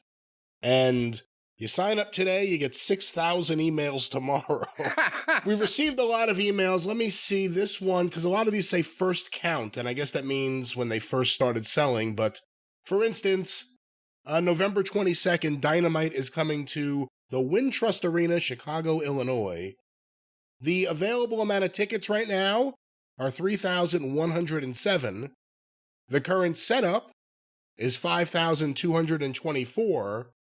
And the amount of tickets still distributed, the amount of tickets overall distributed right now, 2,117. The last time they were in Chicago, June 21st, 6,291. And the last time they were in Chicago, they got some bad news, didn't they? Was Mindy's Bakery closed? No, that's where they were. That was the middle of the Punk incident, was it not? He wasn't there. That was the first one he missed. That's right. Because when was Wembley? I know the number. I don't know the date. These things blur in my mind. Boy, we look prepared now. When Wembley was Wembley was the end of August. I thought they were in Chicago after. This says last time here. Maybe it's last time in this building, Wintrust Arena.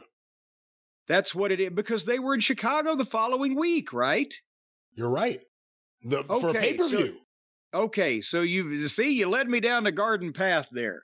That's the point, is they were not in that arena. But the last time they were in that arena, they did better, and then they shit the bed when they fired the fucking hometown hero the week before the last pay-per-view there, and now they've sold 2,000 tickets 2 weeks out for a national television program. Well, let's give some good news. Here's the ticket sales as of 3 days ago as we are recording. AEW World's End pay-per-view, Nassau Coliseum, Uniondale, Long Island. Available tickets right now, 2,178. The current setup, 7,317. And there are currently 5,139 tickets distributed. So that's pretty good for a pay-per-view at the end of December right now, right? Well, but for them, the Nassau Coliseum. That's a way I've never heard it said, but go ahead. The Nassau Coliseum seats 18,000 people, doesn't it?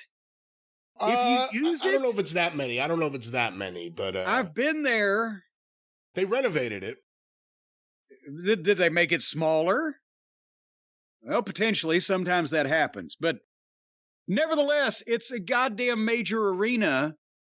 So they're setting it up for 7,000, which is less than half of capacity. And then they've got 5,000 tickets out, and it's the New York City market. They have 32 executive suites, and for capacity, basketball, it's 14,500. Ice hockey, 13,917. Tennis, 6,500. Concerts, 15,000. And the theater is 4,500. Okay, they've made it smaller than with the boxes or whatever, because when we used to go in the 90s, that was a 16 or 17,000 seat building at minimum. But nevertheless, that was their upcoming show there. Hold on. AEW Collision, Wichita, Kansas. This just took place Saturday, November 4th. The available tickets at the end were 374, with a setup of 3,219 and 2,845 tickets distributed. 2,800 people in Wichita. I guess, that's better than 5,000 in Chicago. Ooh, but he put up a fucking map of the fucking building, and you see how big it is. Oh. That's the thing. It's one thing if you're running the buildings Ring of Honor ran. Then it's packed. Then it's holy shit. Then you have energy. Even if you took the fans that are going to Dynamite and Collision and you put them in a smaller building where they were squeezed in more, you'd at least get more energy out of it. It is a better atmosphere. It's better for the guys in the ring. It's better for the announcers. It's better for the look on television. If you have, you weren't there, but you've seen the tape of the Bluegrass Brawl in Pikeville, Kentucky, the first one we did, the first year, when it was just so massively, that's a great show. Ridiculously oversold, though, and it was the goddamn ragingest crowd. When they're packed in like that and they're into it to begin with, then the closeness, magnifies that. And now here's a question that somebody out there, or some of our little birds, ought to answer. I have heard that there's been terminology used when Tony talks about it, well, we have to run these buildings. Are they, and we don't know this, or maybe somebody out there does, have they gotten into some kind of sucker deal with some arena booking company that they have to run these big buildings, that they have signed contracts way out in advance, or that it is out of their hands? Or is their in-house booking agent taking cuts on the side from these buildings? Or so, yeah, that's what I would look at first.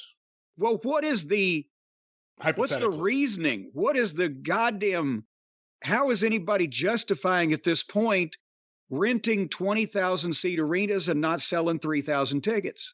Well, here's another show, Jim. Wednesday, December 13th, coming up, College Park Center, Arlington, Texas, for Dynamite.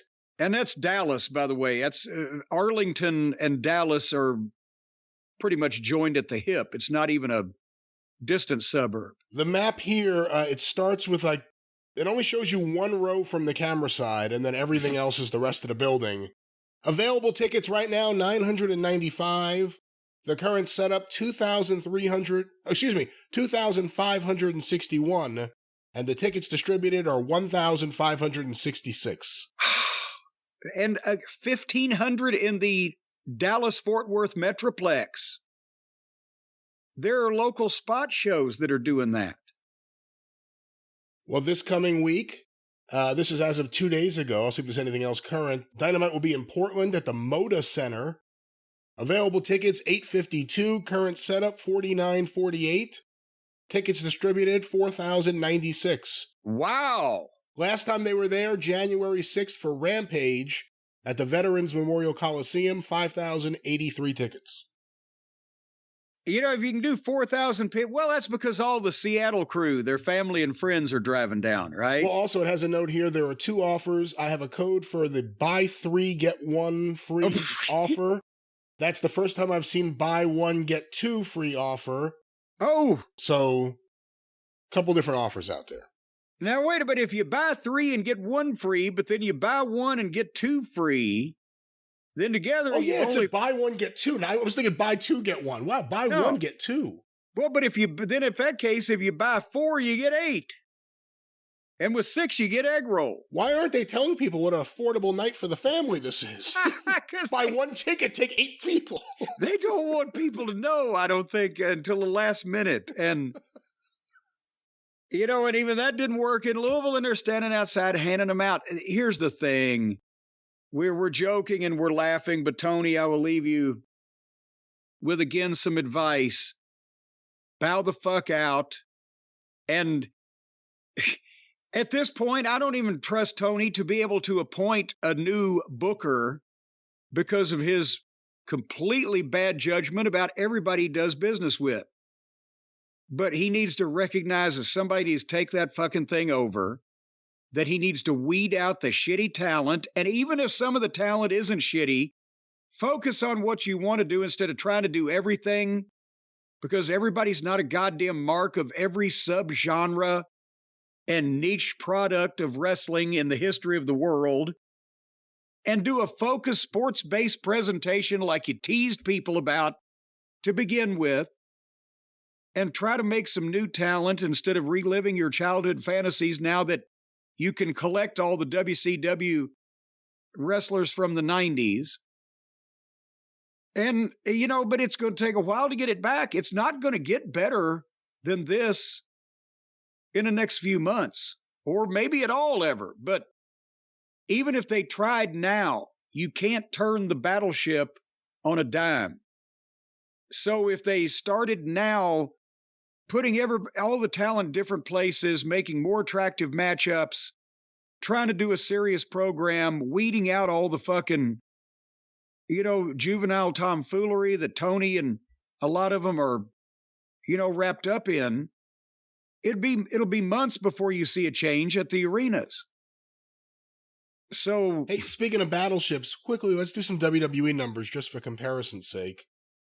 Friday, this coming Friday, as we are recording, November 10th, Nationwide Arena, Columbus, Ohio, Smackdown. Available tickets, $416.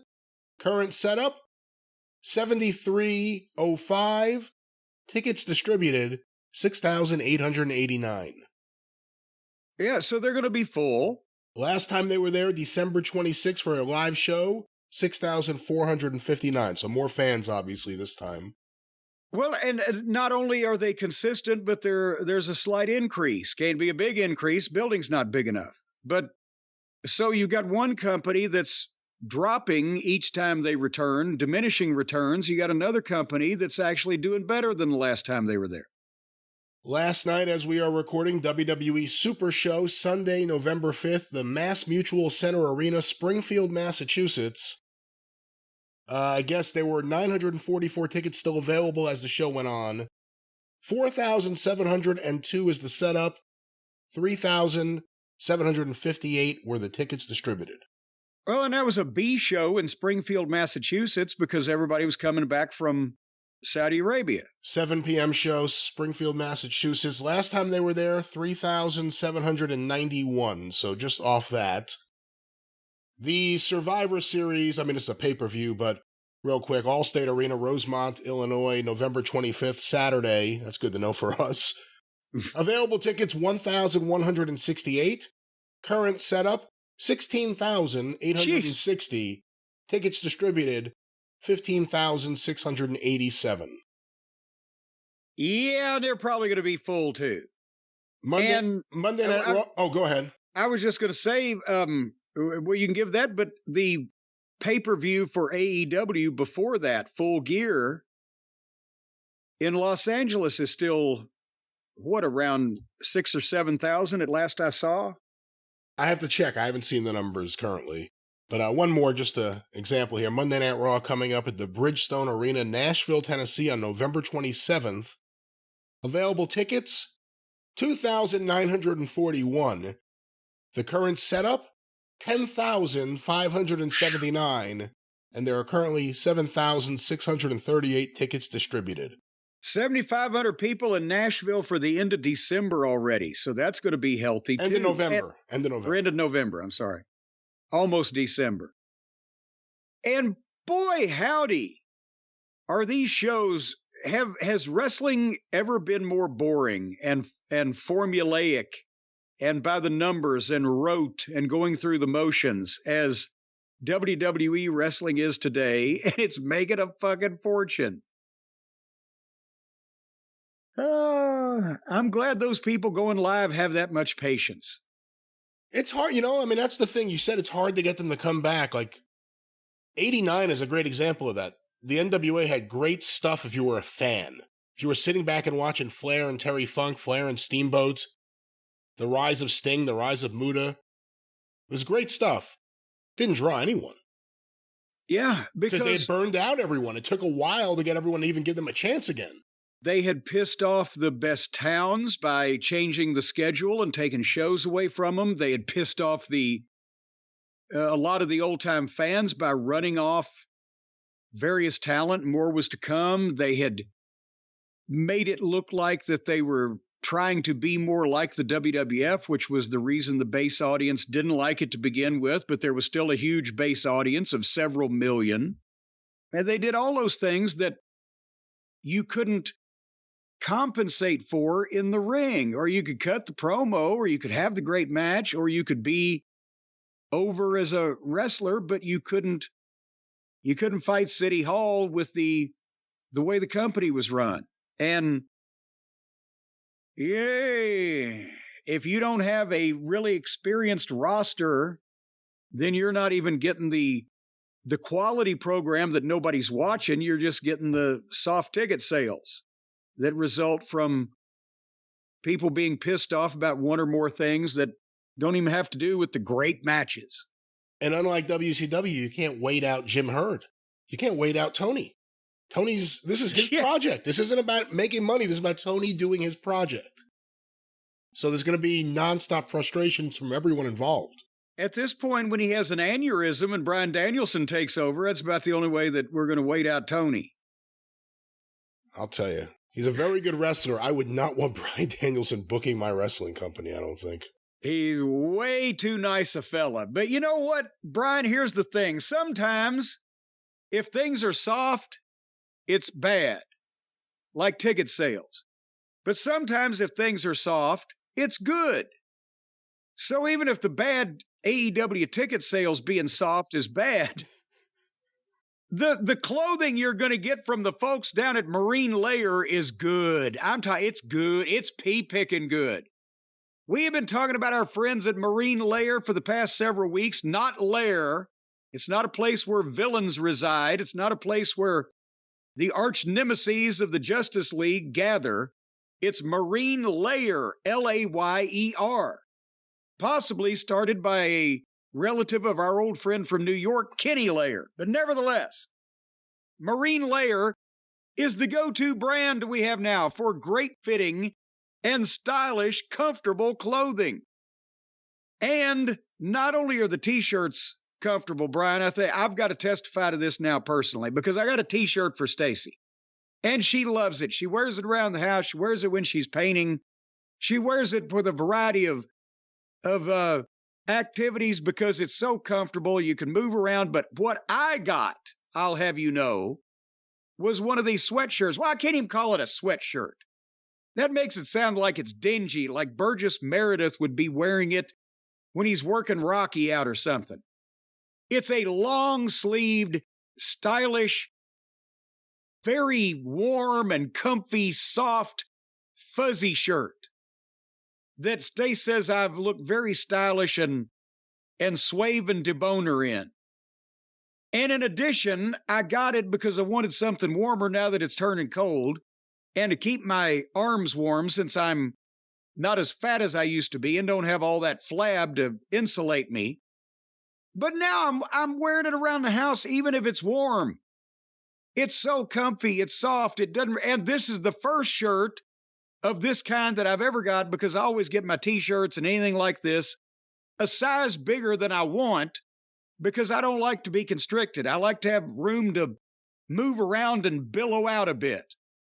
These things are so comfortable, you can actually order the size you normally would wear and be comfortable in it, which is revolutionary. And they've even got in-between sizes.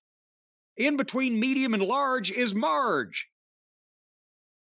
And that way you get exactly what you have. You gotten a Marge yet, Brian? I've not gotten a Marge, but I will say this. Look, we only talk about sponsors that we like. We like their products. They sent us some stuff. We liked it. I've already purchased 3 separate orders since of more of their clothes. I can't even use the promo code because they know who we are. So I'm paying full price. Wait a minute. We've got ExpressVPN. All right. Well, there's always next time, and there will be a next time because their stuff is nice, and I keep buying it, and I like it, and Suzanne says I look very nice.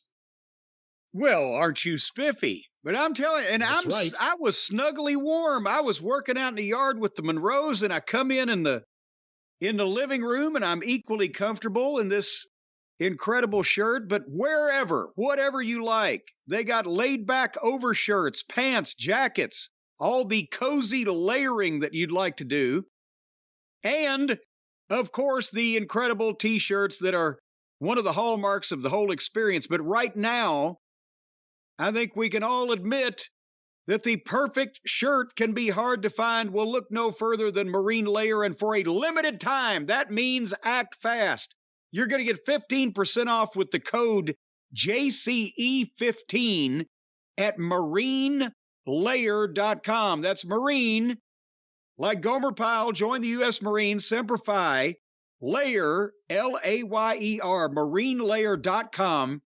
The code is JCE15 for 15% off your entire order of everything. Multiple shirts, and they've got, I'm telling Sweaters. you, they got jock straps. They don't have jock straps, but They have the sweaters. warmest jock straps in the whole country. They certainly don't, but they have sweaters, they have sweatshirts, they have clothes for men and women.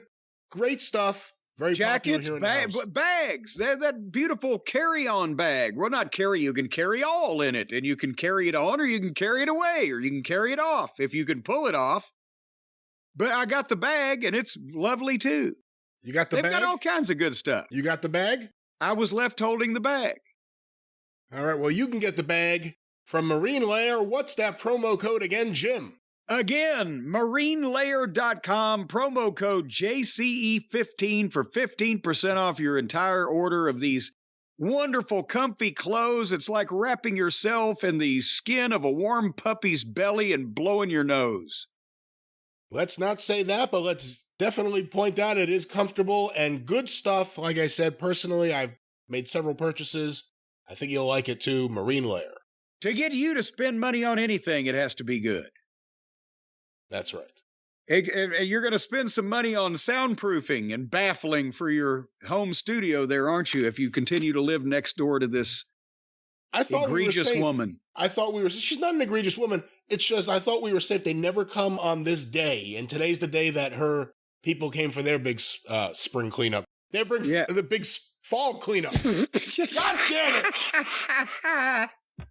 Well, we got lots of wrestling to talk about. That'll make me happy. We certainly do. Well, would you like to delve into the Smackdown? I don't remember if I watched it. You did. You talked to me about it. It's just it's left our mind after the Crown Jewel. But again, we're not going to go into play-by-play on any of the matches because they were just there to give you a chance to go up and get a sandwich or whatever in between the monologues. Or the dialogues. It's either a monologue or a dialogue. If one person is speaking, it's a monologue. If two more are speaking, it's a dialogue. But either way, they pretty much lay the same old log every Friday night, don't they? We get some stars that talk, and then they pester us with these pesky wrestling matches in between. And this one was taped. Yes, because they had to fly over there to Saudi Arabia and create a spectacle over there. But it was made. The show was sold. There was nothing more to be done in the way of angles or business or whatever. They just need to get the names out there. And apparently, they know now, well, Fox is not going to be with us too much longer, so fuck them, I guess. Did you see the quote from Fox? Yes, I did. They basically said we weren't making any money doing this, so we dropped out. Yeah. And that's a cautionary tale. Yeah, that's the last thing you want a programming partner saying as you're negotiating a programming deal, like WWE is for other programs. But the thing is, it's not because the WWE is not drawing viewers or making money itself. It's because these rights fees got so ridiculous for all these sports, right? That they can't forever just keep going up and up. Like the Shitstain said one time, he was delusional. So what happens when business goes down? And he said, if we do it right, it'll never go down.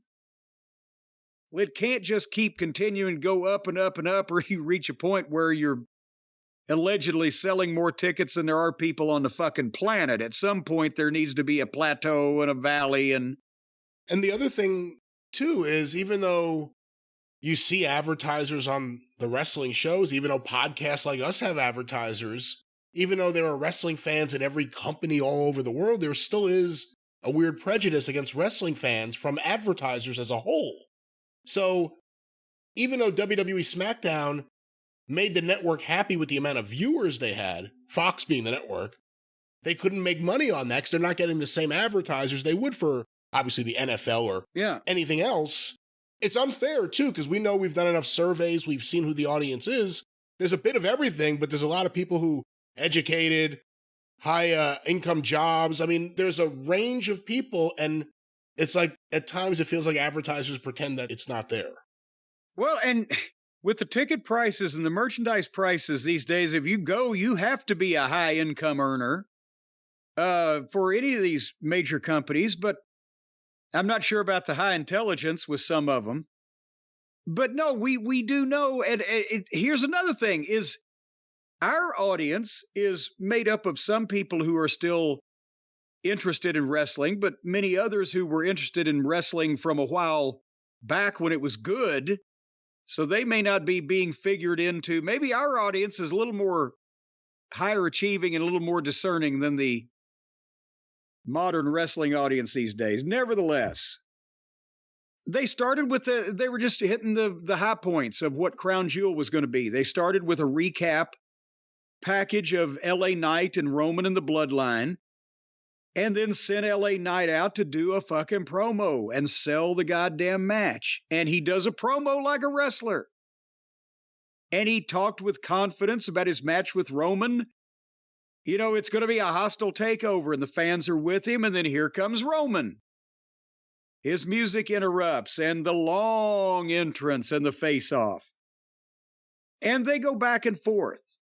We put Roman over 1,000,000 times. He's great at this. He's belittling to LA Knight, but LA Knight got the fans behind him with the way he stood up to Roman. He was not intimidated. They were doing a wrestling promo back and forth to each other. And LA Knight stood up and had some balls to him, said, I'm not here to finish anything. I'm here to start something. And they do the back and forth promo, and then the referees get in between them before they can fight, and they shove and trash talk a little bit. And it sold the pay-per-view, and both guys did a wonderful job. And I've got no complaint about it, except when it was over, we were 17 minutes into the show, and they said about fucking 5 minutes worth of shit. And that's the Smackdown way, isn't it? Yes. And they're not doing a lot wrong, but god damn, it takes them a while to do anything. And you know what? Maybe that's the right pace. As opposed to giving everyone nonstop everything, draw it out. There's obviously a reaction to this, so they're getting the results. Yeah, well, they're making the main points, and they're getting it over because, as Gary Hart said famously, repetition is the key when dealing with goofs. And you don't want your main points to be confused and jumbled and hidden in a miasma of chaos like over on the other program. But goddamn, when we used to only have an hour, or in the case of Raw, we used to only have 2 hours, we could still get the goddamn point across and get some action in the program. But speaking of action, Austin Theory against Kevin Owens. So I knew where this was going to go immediately because they've just, with great fanfare, brought Kevin against his will, kicking and screaming from his conjoined twin Sammy to be over here on his own on SmackDown. So, of course, he's going to beat Austin Theory. But look, who says Vince McMahon is still in total control of the WWE? Look at Austin Theory next to Kevin Owens and tell me that 25 years ago that anybody would have even come to Vince McMahon with the idea of, let's put that pale, flabby, fat, tattooed fuck over that goddamn Greek god-looking 20-something-year-old fucking kid we've just signed. But the indie-rific champion of the world did indeed prevail in this. They went 2 minutes to the break. They came back for maybe 3 minutes, and Owens beat him flat in the middle, 1, 2, 3, with a fucking stunner. But the standards of being a WWE superstar, at least visually, have changed. Can you imagine in the 80s, if Vince would have hired guys that looked physically like Owens? Dick Murdoch would have been the WWF champion. No, he would have put Owens in a dress. Well, that's true, and give him a blow-away diet. Any comments on that contest, or should we move on? We should move on. We should move on. Bayley's bunch beat up Bianca Belair backstage. Did you catch that? The Bayley bunch? The Bayley bunch. They beat up Bianca Belair backstage. It was brutal. I saw the brutal Bayley bunch beatdown backstage. And it was Claude Cooper, the kleptomaniac from Cleveland, who copped the clean copper clappers left in the closet. Cleaning woman Claire Clifford sounded the alarm. Then Bobby Lashley, the Street Profits, and Logan Paul hugged each other. Then we had Chelsea and Piper against Shotzi and Charlotte, and the babyfaces won in under 3 minutes.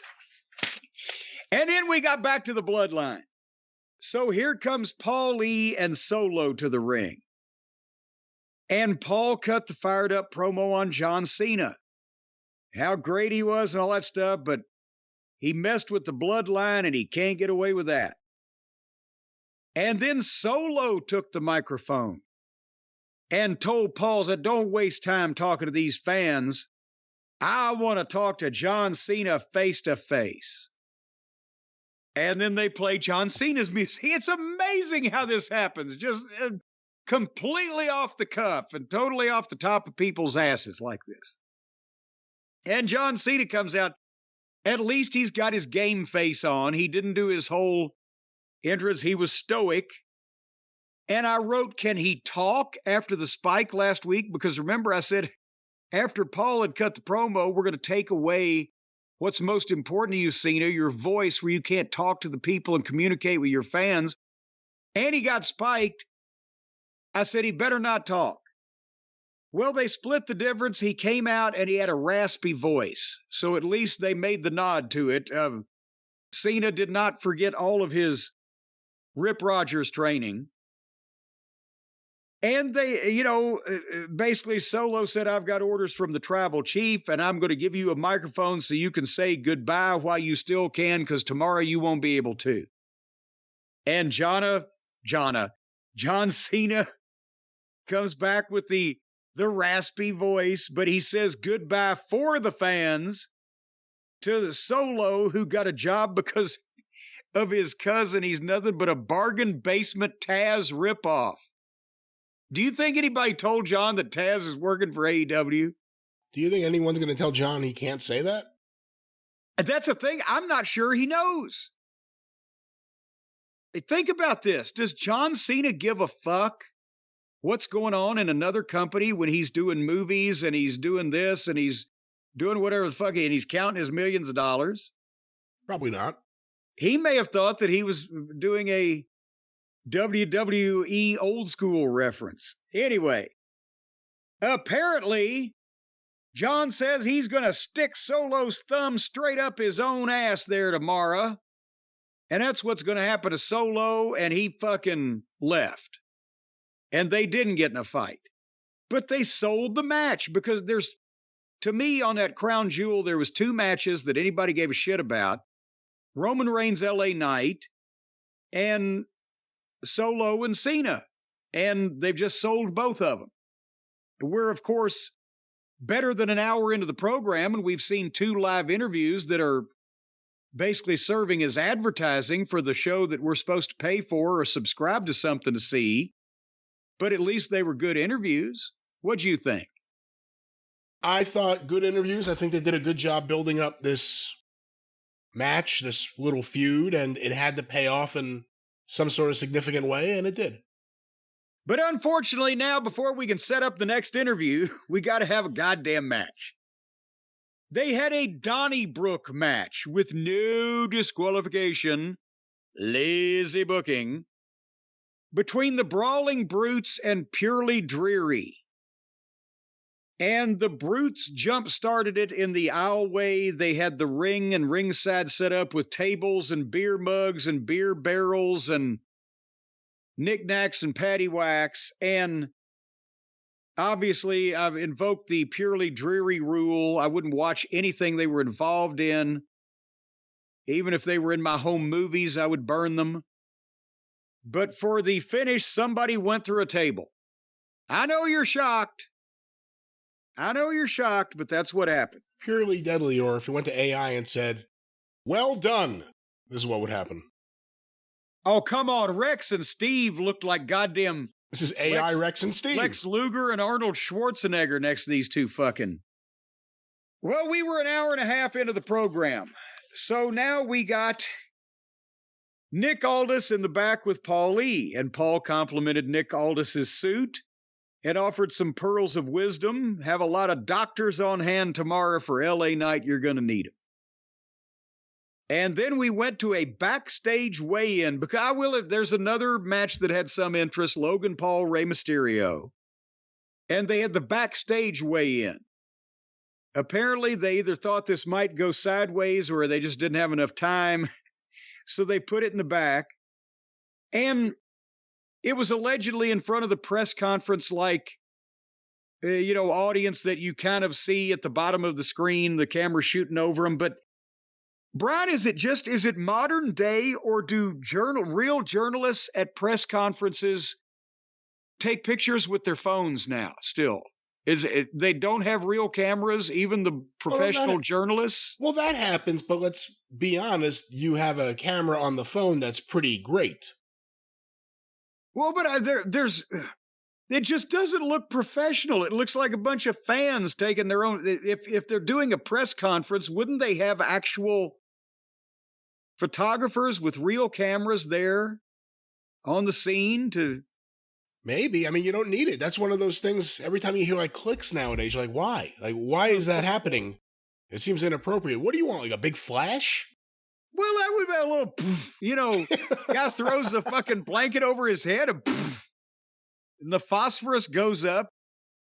But anyway, so Logan Paul weighed in at 213 pounds. You could say 230 for him and people would believe it. And Ray weighed in at 175, and maybe he had rocks in his pocket. And they stepped in for the face-off, and Ray slapped Logan Paul, and Logan Paul punched a security guy, and they had to pull apart. And the funniest part of the whole thing was Rey Mysterio bopped Logan Paul on the head with the fucking handheld microphone. That happened at the press conference he had for that boxing match he just had. The guy threw the microphone at him. Oh, did he? Okay. And he busted him open, yeah. Well, then it would be even funnier if I'd have known that, but it was funny the way he did it. And that was the end of that. So that was that. And then our main event came, Bianca versus Bayley. And you may remember that Bayley's bunch beat up Bianca Belair brutally backstage earlier in the evening. A beatdown. It was a beatdown beyond compare. So I wrote main event ? No wonder Fox dropped the show. Whatever the finish was, Bianca gave Bayley her finish through the announce desk as we went off the air.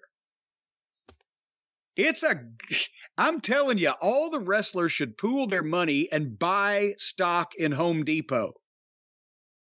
Because that's where the big money is in wrestling these days, buying the fucking furniture. That's how they should end their last episode on Fox. Someone goes to do something on the table and they hit the other guy with the move and they both just fall into a hole, like an endless hole. Shouldn't it? Yes. Journey to the center of the earth. I would love to see them get one of those, the D'Lo Brown and Balls Mahoney, Boo Bradley table. I've told you that story, right? I don't remember. In Johnson City and Freedom Hall, Smoky Mountain Wrestling, Boo Bradley has become a babyface. D'Lo Brown is a heel. They're going to have a match. It's a grudge, whatever the fuck. They want to get a little wild. They said, can we break the table? The announcer table at ringside. I said, no, you can't. You can't break that table. I didn't know that I needed to go into detail because that was back when the booker's instructions were not the booker's suggestions. But they got fucking feeling froggy and really going with a street fight match or whatever. And they decided they were going to break the table because they had this spot. I didn't tell them that they couldn't break the table because I was refusing to give them permission to break the table. I was telling them that they were not physically capable. It was not humanly possible to break the table that Freedom Hall in Johnson City had as the announce table at ringside because it was one of those spring-loaded fucking tables that folds up in the middle. And when you folded it from the middle out, the biggest the support was in the middle underneath it, and then the legs were attached to that, and you could run a fucking giant big rig 18-wheeler across this thing, and it would not break, right? So I'm pretty sure it was D'Lo was slammed on the goddamn table, and Boo goes up on the ropes, and he's 325 pounds, and he's going to give the big diving headbutt or the big splash or whatever. And he comes off, and we taped it. He comes off that goddamn deal and fucking landed on D'Lo, and it was like two fucking trout fillets landing on a goddamn cast iron frying pan. Just like that. And it nearly killed them both. And the table didn't fucking budge. And then they came back and I said, I told you couldn't break that table.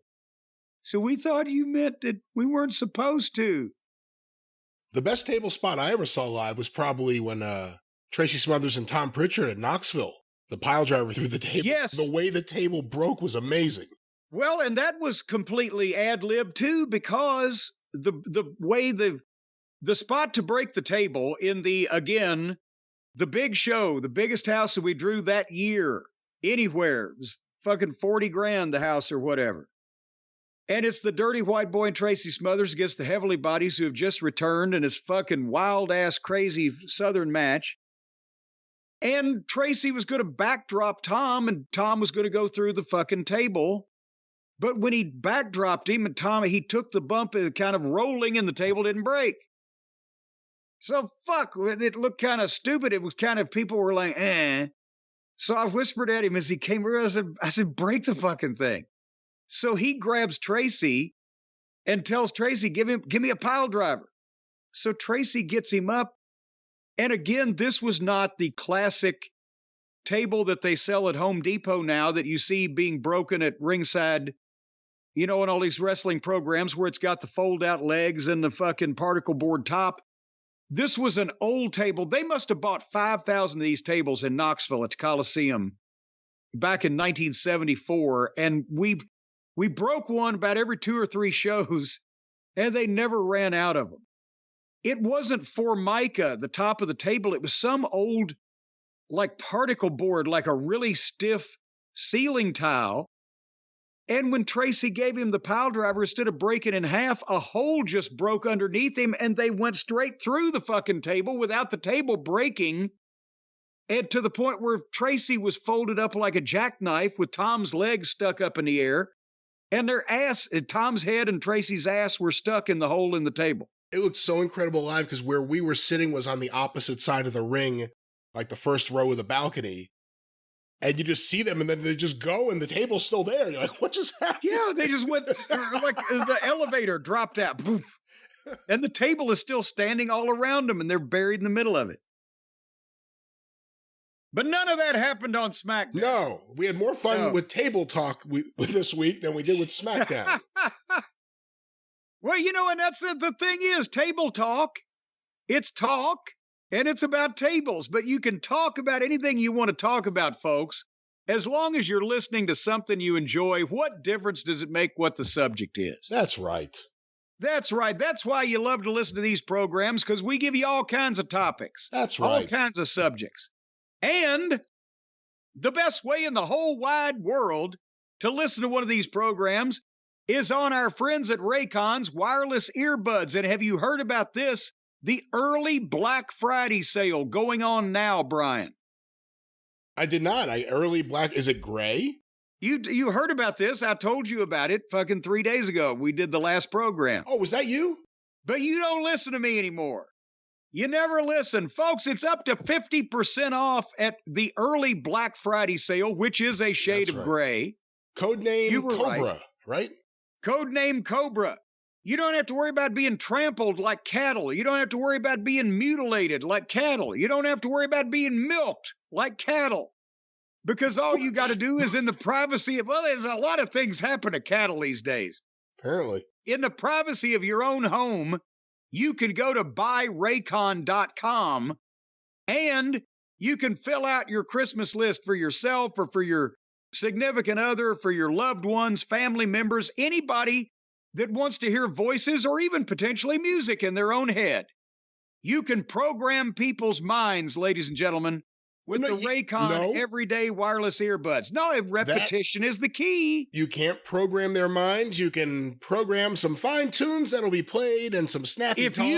If you record your voice saying, I want you to want me, the way that I want you, the way that it could be, baby, I'd love you to want me, and they just hear it over and over. I don't know if they hear you doing that. They're going to think anything other than, how do I get these out of my ear? Baby, I'd love you to want me, the way that I want you, the way that it could be, baby. I'd love you to want me. See, if you just hear that over and over, it trains these people.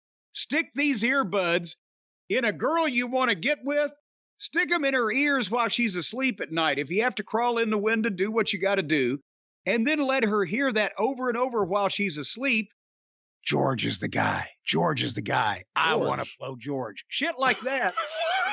And you will be able to train people to do your bidding. I don't think we should be teaching or preaching to people that they should be using this for some level of hypnosis that they could somehow just do to people.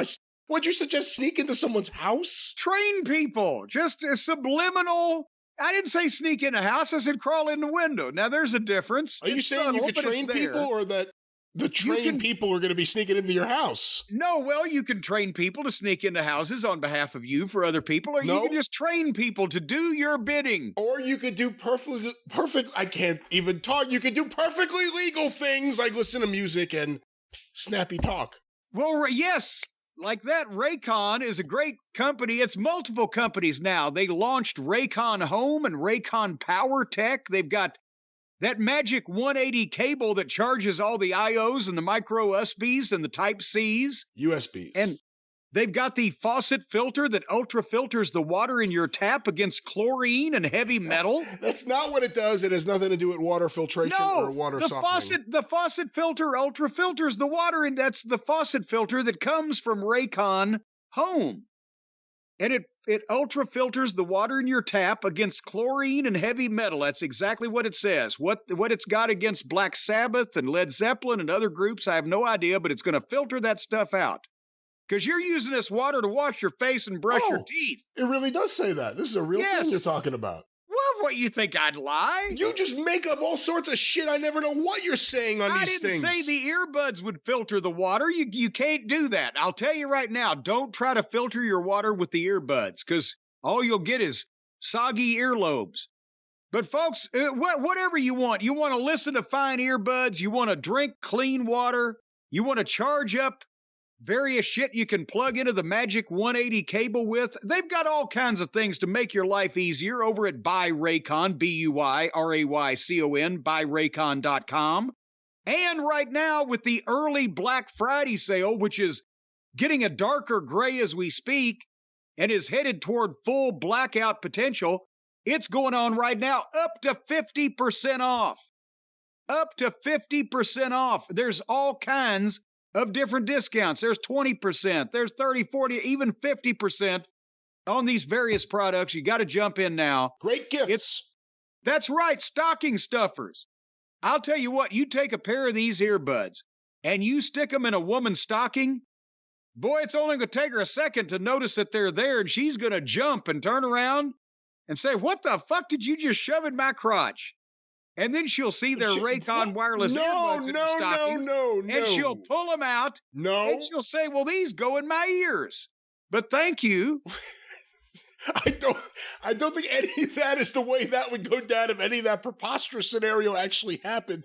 But well, it depends on the woman. Every idea you have is like out of a movie from the 80s, from the early 80s, the very early 80s. Well, it's almost the late 70s. It's so early. But you can do all these things, folks, with the fine products that you find at buyraycon.com. /JCE is how you're going to get that discount, by the way. Use that /JCE. 20 to 50% off. Buyraycon.com /JCE. Get 20 to 50% off the Raycon products. Many things that you can shove in a woman's undergarments for Christmas this year. No, you could put it where you put your gifts, where the sun don't shine. But that's a lousy way to look at it. Instead, shove it in mom's stocking. Once again, what's that promo code, Jim? /JCE. Does that count as a promo code, or is that a slash? Well, buyraycon.com. You need to get it. Buyraycon.com. Well, that's not a promo code. That's a website. Buyraycon.com is the website. /JCE is how you get the money off, and it's up to you to pick what you want to shove into mom's undergarments. Well, Brian, what in the wide, wide world of sports are you doing over at the Arcadian Vanguard Network this fine week? Another action-packed week on the Arcadian Vanguard Podcast Network. Get information about all the shows on Twitter at Superpodcast or on Facebook at facebook.com/Arcadian Vanguard. Of course, the wrestling news every day. Get your wrestling news for free. Get it directly from thewrestlingnews.com or wherever you find your favorite podcast. Look for Arcadian Vanguard's The Wrestling News for your free daily wrestling newscast. No opinion, no conjecture, just the wrestling news. Also want to make mention, Stick to Wrestling with John McAdam. They continue their look at the fall of 1983 WWF The fall before the rise of 1984 WWF. Hear it today at McAdamPod.com or look for Stick to Wrestling with John McAdam wherever you find your favorite podcasts. And of course, the 605 Superpodcast, the Mothership! No one's home. I gave a full-throated one that time. Go through the archive, 605pod.com. Available wherever you find your favorite podcast, the Mothership. I don't know about full-throated, but if you do that again, I'll squeeze your britches full. Good heavens. The slide whistle there. Where, by the way, is there a place different? What are you saying? I said that's not a slide whistle. This is. That's a slide whistle. Ah, thank you for clarifying that. I've all sorts of whistles. Is there a different place that you go to find podcasts you don't like than the place you go to find your favorite podcasts? No, unless someone's like an idiot and they don't know how to get their shit distributed, and there's plenty of free places to do that even, I think. But I think there should be a special place for all the podcasts that everybody thinks sucks. And that way you could plug it. You could say, go to the place you go to for all the podcasts you think suck. Well, I wouldn't be saying that about my shows, so I wouldn't be plugging any shows that... Well, no, but that would keep those people out of your shows. If you like shows that suck, that sucks. Go to showsuck.com. Yeah, there you go. Copyright that. Apply for that domain, showsthatsuck.com. We could fill that son of a bitch up. Today alone. Today alone. All right. Speaking of shows that suck, let's get to the main event of the evening. The WWE presented with a price tag of what we are apparently being told again is $50 million. The Crown Jewel event over there at the Mohammed bin Abin Arena. They weren't at the stadium this time. Does it get cold over there? I was going to say, that was definitely the smallest building we've seen them run over there, right? Well, but I know they're all in the desert and riding camels and things, but does it get cold to where they had to go indoors? Oh, I don't know. I don't know if it was a temperature thing. I have no idea. Well, they went indoors this time. I don't know what the weather's like. I don't even know what the dew point is. Has anyone said this was the reason they were at the smaller indoor building, that it was because of the weather? Or are you just coming up with this? Well, I'm thinking they must get kids wintertime over here. Maybe it's wintertime over there. They can't be freezing their fucking camels off. Anyway, but the Crown Jewel, they get $50 million twice a year to put these shows on in Saudi Arabia. And boy, howdy, they saw the Saudi Arabians coming down the road for this one. Now, there was a couple of good matches, but again, it takes a while now, even on pay-per-view, for anything to happen. You would think that you wouldn't have to sit through a lot of the gaga and just the gaga, but you do still, because it takes forever to accomplish anything on these programs. And did you notice the lighting of the arena also? I like blue. I like most of the colors. Chartreuse and magenta, not really much on those, but the lighting looked like a bowl of soggy Cheerios. It was just all a Nickelodeon thing everywhere. I expected somebody to get slimed. Because they got that much money, does that mean they have to use it all? I'm a fan of most of the colors as well. I'm a fan of most of the colors. But I mean, it was very bright, wasn't it? I don't mean bright light. I mean bright colors all over the place, pastels and chartreuses and things. Well, I think that's part of why Saudi Arabia is doing deals like they're doing with WWE. They want to present Saudi Arabia as a big, bright place you can come and hang out for vacation and plant your money.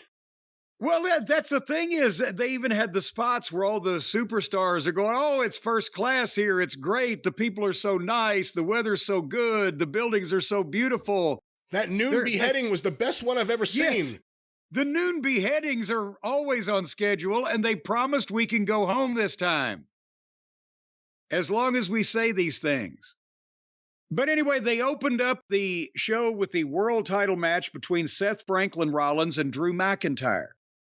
And I like Drew McIntyre more now than we have lately, because it's getting some critical raves that he's becoming more of a snotty bastard with an attitude and isn't just going to be a nice guy, baby kissing baby face. And he's a good worker and he's big and he's got some gravitas to him. It's just, we've talked about it. Just old Drew McIntyre just hanging out, being a baby face and waving that sword around hadn't really been intriguing, but this is a little bit more interesting, right? Oh, yes. Or potentially wrong. Well, I thought you were just saying that and going to move on. I didn't realize I was I was going to take a breath. I'm doing most of the heavy lifting around here, so I had it's your show. It's your show, but yeah, I agree. Look, Drew was dead as a babyface, and they made him the world champion. It was during the pandemic. There was no one there. When the fans came back, they didn't really react to him like a world champion. And a lot of that's not his fault. A lot of that's the way he's used. You could either keep going down the road of him being the babyface with the sword, or you can make him a heel and let his inner frustrations come out. And I'm glad he's getting frustrated, but I'm getting a little frustrated too because I still don't know what Seth Franklin Rollins' fucking gimmick is. I mean, he's a great athlete. He's a kid. He's a kid who's just discovered Elton John. I thought you were going to say LSD, but Elton John will work. Again, he's a great athlete. But now with this gimmick and combine that with he has, for better or worse, the most modern style matches in the WWE. And to me, that means they all kind of look the same, and it's hard for me to critique because they just all contain a lot of moves and a lot of dives and a lot of the modern stuff of people taking bumps where they shouldn't take bumps. Or doing nonsensical things because the people go, oh, wow, I didn't expect that. Like Rollins gives Drew a superplex off the top rope. And as soon as they land, he holds on and rolls over. And they stand up. And then Drew, the guy that just got superplex, picks Seth up and gives him a fucking suplex. How does that make any sense? But they love to do these things these days. Anyway, there was dives. There was fighting on the floor. There was an apron bump. There was some 2 counts. And then there was the point where Drew begged Seth to get up so that he could knock him down again. But when Seth got up, because Drew had waited to tell him to get up before he came over and hit him, he ran into a super kick and a pedigree and a curb stomp, 1, 2, 3. And I was like, what the fuck? Apparently, Drew has still not signed his new contract. And with what they've been doing, it seemed like this might be a time where you'd want to put the belt on this guy. But apparently, if he hadn't signed, they're not going to do that. But so, after all this, he got beat with a super kick, a pedigree, and a fucking curb stomp, 1, 2, 3. I think for now, WWE's ride or die with Captain Fantastic. That's what I think. Well, they sure made Drew the brown dirt cowboy then. Because he had to wipe a bunch of that brown dirt off his face after that. And then he was forgotten because then here comes Damian Priest and he runs down to cash in the briefcase. He's got the briefcase. He's telling the referee. But at that point, Sami Zayn in a hoodie ran down and grabbed the briefcase and stole it and ran off with it out into the crowd. So apparently, Sammy the Syrian doesn't have as much heat over there as he used to because he went out in the crowd without getting knifed. But they flew him all the way across the fucking world to put on a hoodie and steal a briefcase. Yeah, where else in Saudi Arabia can you grab someone's thing and run away and not get your hand cut off? Especially if you're a fucking Syrian, apparently, or a Muslim, or whatever he is that they were mad at a while back. What did you think of this match? I mean, kind of like a longer Raw match with the guy that you thought might win. Maybe it would do some good, didn't win. I think there's a couple different problems here. They're repairing Drew with a new gimmick, a new slant on himself. I mean, Damian Priest, just briefly, I'll just say, it kind of made him look weak. I ain't like that. Sammy runs off with his thing. Now we have him and Sammy. Have they not already been feuding? I don't even know. The problem is WWE has stuff that's super over right now. Guys that are super over, feuds. storylines. I hate to say that, but it's really more a feud. Like the Bloodline's not the Bloodline feud. It's the storyline of the Bloodline. But Rollins has a song that's over, and he's into it. When was the last time you cared about anything he was doing? Anyone he was working with, the program he had going on? When was the last time you really... I can't wait to see that match. I want to see what's going to happen when he finally gets his hands on this person, or they get their hands on him. It's been a long time. So they've spent a lot of time developing his personality. His personality's over. I almost feel like he wrestles an AEW style match sometimes, than a WWE match. But Rollins really isn't in the mix of like top things, unless they do something with him and Roman down the road before WrestleMania or something. But he's over. His music's over. I don't know how over he is because he's not really programmed in a top spot, even though he's the world champion. Well, that's the thing, is that nobody views him as the world champion because all that oxygen is taken up with Roman talking about the length of his reign and that he smashed everybody and that he held the unified title for however long and blah, blah, blah. But then they're advertised for people who might just tune in every once in a while. Wait a minute. I thought they were saying the other guy's been the champion for 3 years. Now this guy says he's the champion. It's confusing to the casual person, and the dedicated fans look at Roman as the champion, not Seth Franklin Rollins, because they just made that belt up 6 months ago. Right? We didn't get into him and Nakamura. I don't even remember who he was feuding with before then. I mean, him and Cody was the last time I guess we really cared, but that was more because it was Cody's first feud coming in. Well, and that was also before the world title number 3 was instituted. So it's not really him. I don't even know what this is supposed to be, but it's not him. It's just him cackling and whining and singing and acting weirdly for, as we've said, it's not even a handsome Jimmy Valiant acting weird where you go, okay, I don't know what he's saying. I don't know what he's on, but it's obvious that that's him. This ain't him. It's like every villain from the 60s Batman show had a baby. And he acts like they did on that show. And, well, at least, then since Riddle is gone, why can't Seth be the next guy to get sound effects fly out of his ass instead of the unicorns or the elephants or the rabbits or whatever? He can jump over the top rope and bang, kapow, splat. All that flies out of his ass. I hope that when Tony makes his next big mistake, it signs Riddle. I hope that they use something flying out of his ass just so we get that lawsuit. Be ridiculous. That's our intellectual property. Anything flying out of this man's ass is the intellectual property of TKO Group. Except I don't think AEW will be able to afford the production to green screen the shit coming out of his ass or whatever. Well, let's move on. Because that was the first match, and by the time that was over with, what we just described, it was 35 minutes into the program. And they followed that up with the 5-way women's championship match with Refrigerator Jax versus Raquel Rodriguez versus Zoe Stark versus Shayna Baszler versus Rhea Ripley. And if there was any question whether or not the Saudi Arabian people are absolutely batshit insane, it was answered here because Rhea was having to wrestle in a full bodysuit. The others, okay. Refrigerator Jack, she got her Omar the Tent Maker special, that's fine. But Rhea? That deprived some of those Saudi Arabian youths of the best memories of their adolescence.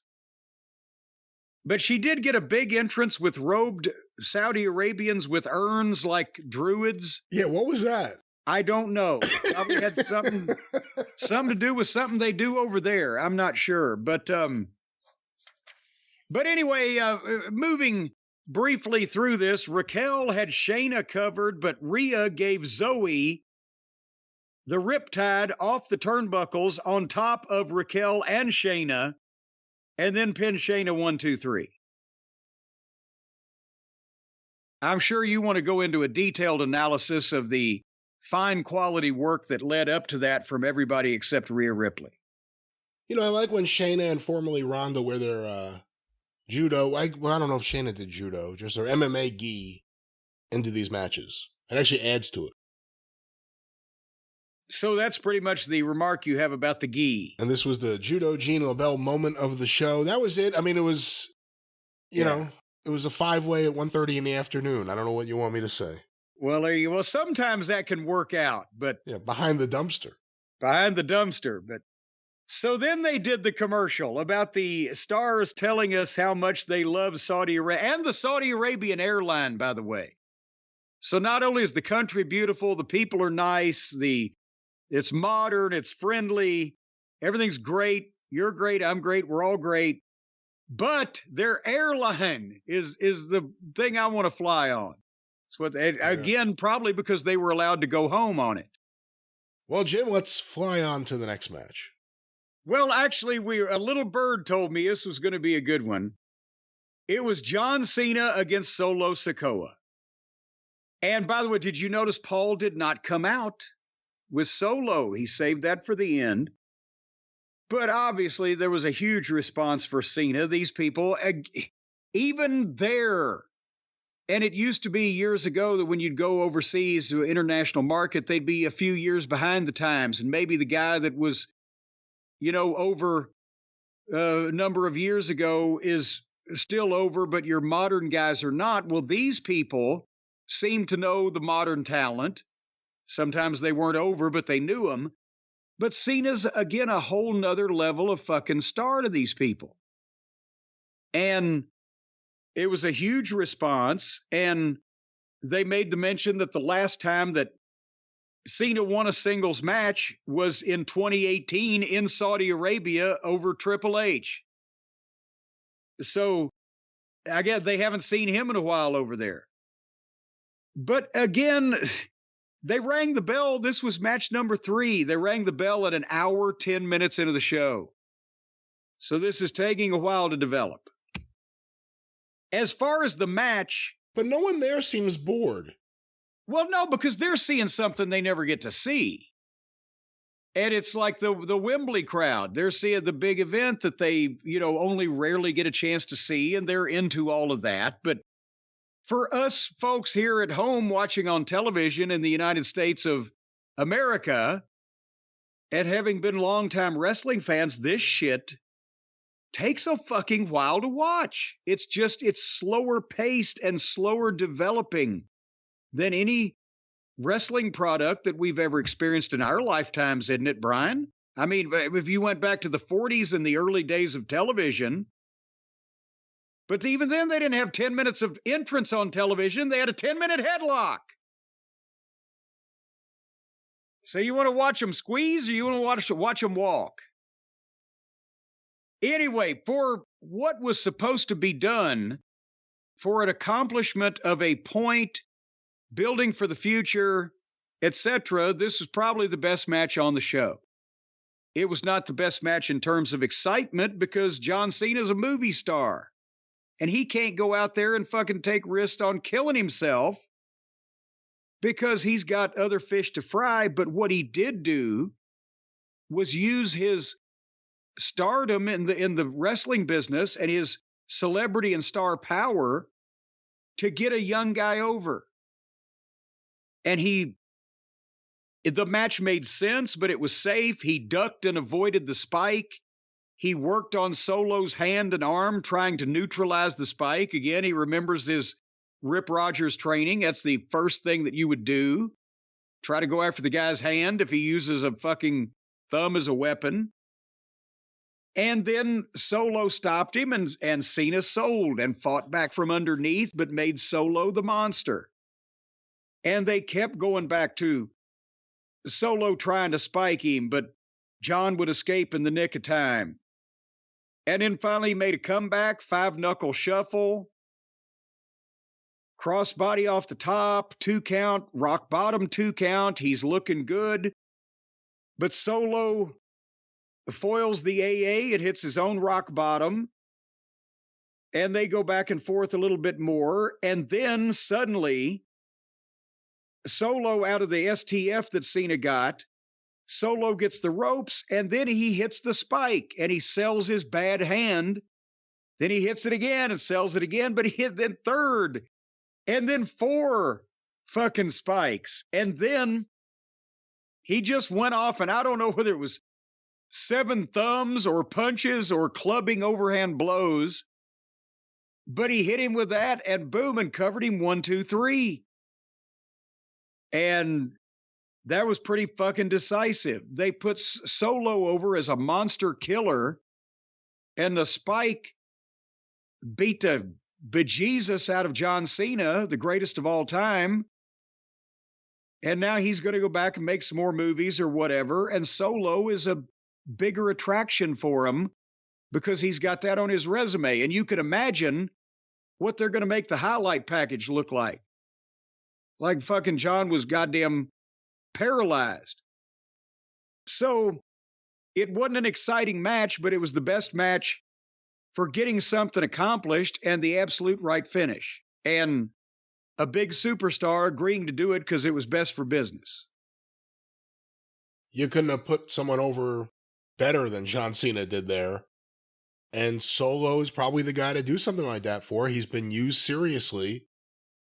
I think he's been pinned before, and I can't even remember exactly when or who did it, which is pretty telling. Yeah. He's been presented strongly, and he's been presented so strongly, you have to wonder down the road, how big is it going to be when it's him against Roman? Well, they've got that in their pocket. He destroyed and that'll be Cena. After he the other destroyed Cena. Like, Roman never beat Cena like that. Who was it that, did they do that with Brock and Cena one time? Where Brock just kicked the shit out of him. It's fairly one-sided. I believe it was Brock and Cena on pay-per-view like 10 years ago. Yeah, I think they did a one-sided one, but then Cena won. Well, yes. Well, no, I think he beat him up and beat him, and then he came back and won later, didn't he? Well, I don't know. We have to go back and check the files. Have Kippelman do a search on that. You got that, Kippelman? And then Cena got an ovation and got to wave goodbye and walk out on his own power, but he was selling the throat and selling the beating the whole way. And Michael Cole got to put him over. That was his graceful exit. But that was, that was about as good a deal as you could do. And then, unfortunately, we go from the penthouse to the outhouse. We were not told or warned, I guess I should say, that this was going to happen, but we had an episode of Miz TV. And now they're switching Miz babyface. Has he ever been a babyface before? It was Heyman and you. They put him in there with Waller. Waller's his Heyman. I guess you're right. I told Heyman, I said, fucking Genghis Khan couldn't have turned me babyface, but you did. Well, it's the same thing. Waller is the only person more annoying than Miz, and Miz this more familiar to the people than Waller, so they've... The fans were behind Miz because, again, it was about them battling over their interview shows like Piper's Pit versus The Flower Shop, Miz TV versus The Waller Effect, and the fans took Miz's side. Well, and also Miz had brought out the star of the highest grossing Saudi Arabian movie of all time. It grossed 3 Twizzler sticks and a fucking gum wrapper. Oh, come on. His name was Abraham Al something or other. And I'm not familiar with him, for the record. I haven't seen any of his major motion pictures. Apparently he's a funny guy. That's what the announcers kept saying. Oh, he's hilarious. So as soon as they start to do their sit down, that's when Waller interrupted and called for his set to be brought to the ring, the potted plants, the posters, and that's what the bone of contention was. Miz and Waller knocked each other's talk show segments. And then Abraham chimed in with the hottest show in the WWE is Miz TV. And, of course, people cheer because he said it. But I wrote, this is sad. 40 years ago, they had Piper, and now they have Waller. Piper, Waller. Piper, Waller. More like Wallow. So while they were wallowing in their Waller, Grayson Waller kicked Abraham. But then Miz kicked Grayson. But then Abraham kicked Grayson. And then Miz hit his finish on Grayson. And then Abraham took forever and gave Grayson a Arabian elbow. It was the Saudi Arabian version of the people's elbow. And this was, I'm sure the sponsoring group, the royal family, liked it or whatever. And I guess the fans like Abraham, but this was not good for anybody in the United States. Were you in the United States for this? Remember when Piper came back in 89 and he did Piper's Pit with Morton Downey Jr. and Brother Love? Yes, and that was fucking brutal, and it lasted forever. That's right. This was not as good as that was, because at least it was Piper and Morton Downey Jr. in the ring, and Bruce was there too. He used to talk about that like, oh, it was so great. I didn't have the heart to tell him that we saw it down south when it happened, and we were all laughing at him for fucking weeks because even Piper couldn't save it. They couldn't rein Morton Downey in. And as a fan, as a kid, it was so disappointing that that's how Piper's Pit returned. It was really disappointing. Yeah. Bruce enjoyed it. But anyway, so there was a VTR of Logan Paul driving a race car through the desert there in Saudi Arabia. Apparently they got plenty of sand. And then he was driving through the streets of town, and he drove into the parking lot of the arena. And then he drove it into the arena and got a big pop. The thing that made this different than Edge a few weeks ago in AEW is he wasn't coming to save a friend who was getting his ass kicked. He was making a grandiose, prickish celebrity entrance in his fancy race car that they gave him for the occasion. Do you think anybody picked up on this difference of how he looked like a big fucking star, and this was shot so well by professionals all the way from the desert through the city to the arena, and there was no glaring logic error like, weren't you supposed to be just coming down to help your friend? I understand Logan shot it with Darby Allin at Gum Alley. And that may be part of the difference also is even today, the layman, the person who's not that well-versed in television can tell when somebody has shot shit on their own and when television professionals are doing it. And so they even do what AEW does and do it better. And they can get by with it. But that was Logan Paul's entrance for the United States title match with him and Rey Mysterio. Would you take a guess, Brian, as to what time the bell rang for match number 4 in this show? Oh, I don't remember what time it was. No. 1 hour and 53 minutes into the telecast, match number 4. Whoever is training Logan Paul is doing a great job. And I can't give them all the credit because Logan Paul is either a natural, a huge wrestling fan, or both at the same time. And he's still green because he hadn't done this repetitively over and over in front of people. So everything is not smooth, but he's either doing or trying to do everything that he should do. He's either in the place or trying to be in the place that he should be. He's doing flips. He's doing power moves. He's doing basics of wrestling. I mean, you know, it's kind of spooky that a guy from a complete another industry, line of work, mindset, whatever, can come in and be a good enough athlete, but have a good enough eye that he can see the small things, or if he's not seeing them, but he's being told them, he is working on them harder and more successfully than the supposed professional wrestlers on AEW television that still aren't ready to get out of the indies. And it's an accomplishment. He's very, very good.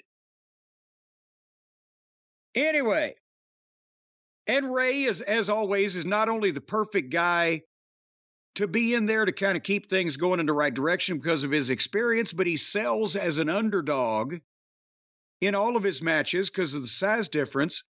And that makes Logan Paul look bigger and more of a heel. And he's got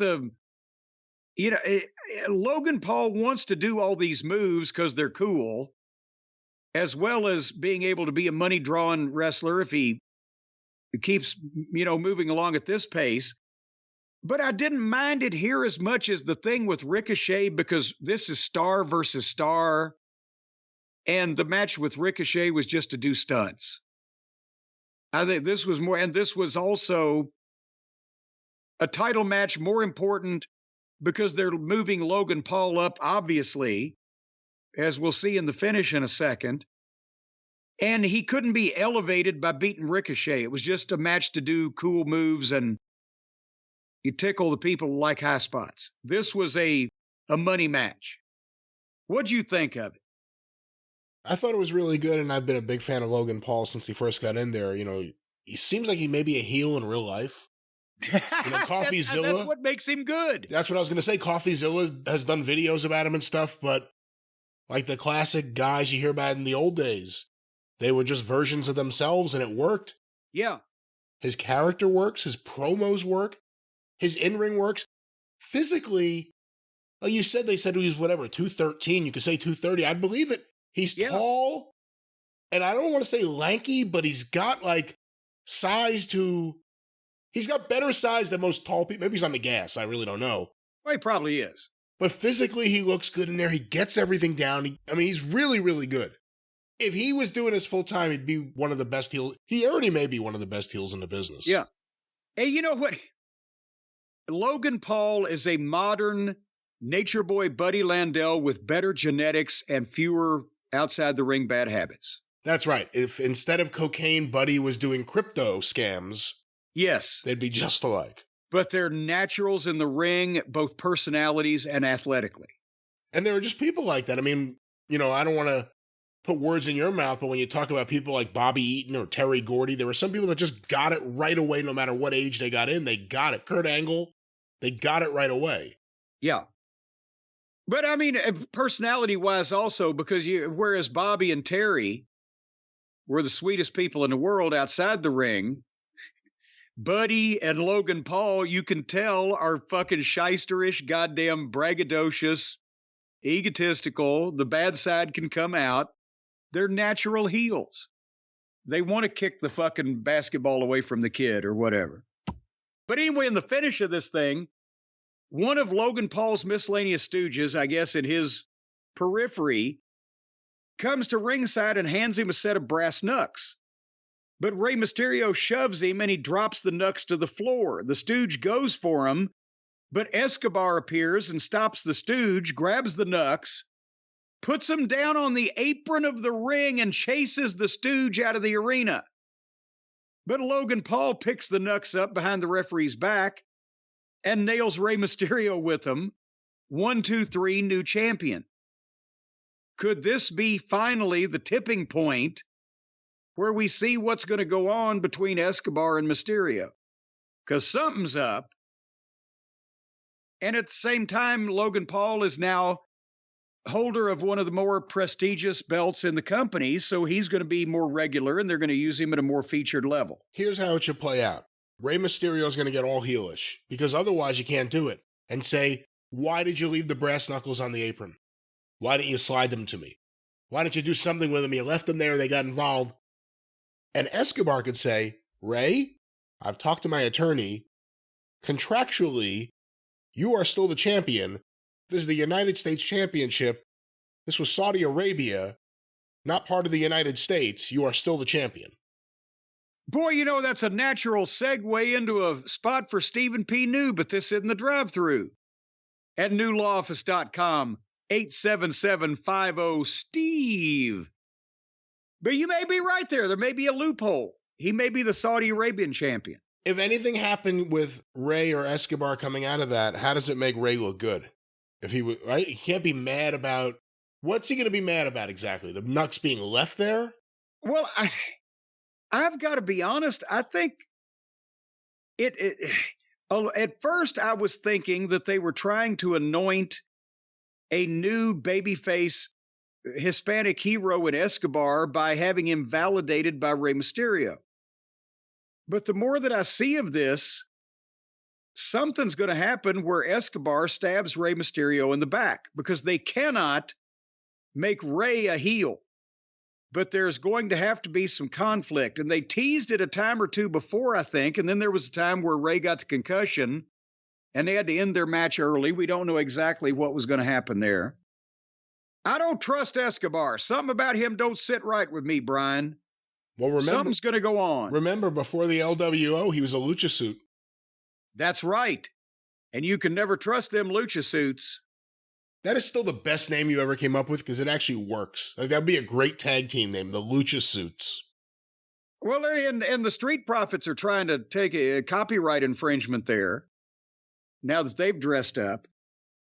Nevertheless, moving on, I know you're going to have a bunch of comments about the next match that came up for the Women's Championship. One of them, Bianca Belair against Io Sky. Brian, give me your thoughts on this contest. My thoughts are that I really enjoyed the last time they wrestled. I think Io's really good. I think Bianca's really good. And there was just the Bailey bunch beatdown backstage. There were other B's in there, and I'm forgetting them now. But to be honest and to be fair to the ladies, I was planning on returning to this match. I had a lot of editing and stuff. You were going to come back. You were washing your hair. Because I didn't want to half watch it in and out. I had to really sit down. You'd rather not watch it at all. No, I'd rather give it time so I can actually see what's happening and appreciate it from the level of appreciation that I'm sure these women want their work to be evaluated from. And appreciated by. Yes. Right. So you're going to, next week on the program, you'll have gone back and had time then to watch it. Unless it's a really busy week and we just don't have time to talk about it on the show, things, animals dying and cobras. Sometimes things come up. That's right. Well, Kairi Sane returned and helped Io Sky win. They beat Bianca Belair, and Kairi Sane is even more microscopic and minute and amoebic in size than Io Sky is. She's a very slight girl. So then we got to... Kairi Sane was something that Carrie Silkin's accountants never called him. Kairi Sane, question mark? Anyway, we got to the double main event. It's about darn time. And the first match of that was Damian Priest against Cody Rhodes, the American Nightmare. And he made the entrance, and you've got the Saudi Arabians singing Cody's song about being a proud American show-stealing fellow. Is that what that song says? Well, he's going to steal the show, and he's going to do this and do that, but he's the American Nightmare. But I don't even think the song says anything about he's an American show stealer. I'm a proud American. I'm going to go and steal the show. I was like when Jim Duggan would get the Canadian fans to chant USA. Hey, actually, when the Midnight Express, this was the first time that Crockett went up to Winnipeg, and the Bushwhackers, the sheep herders, were still in Crockett before they'd gone and become the Bushwhackers, Butch and Luke. And we wrestled them and we were the baby faces in that equation, and wrestled them in Winnipeg and got the crowd to chant Canada, Canada, and they were covering their ears and yelling and everything. Anyway, it was funnier if you were there. And then look at how Canada repaid you. They kicked you out of the country. They repaid me in scorn. So Damian Priest jump-started this match with Cody Rhodes. We were now 2 hours and 45 minutes into the show. And this one, I thought, again, was the most exciting in-ring match of the night, just standing on its own. LA Knight and Roman Reigns drew the money. John Cena's match got the best point across. I thought Priest and Cody, and Paul and Ray was very good, but Priest and Cody was the best, just in-ring exciting match. Cody's over. He's the best babyface right now.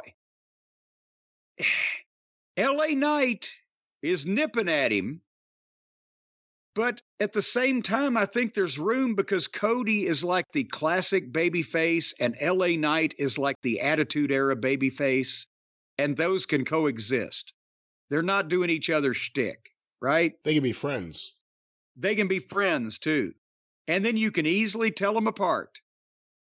But anyway, Cody sold the bad ankle from the attack by the Judgment Day.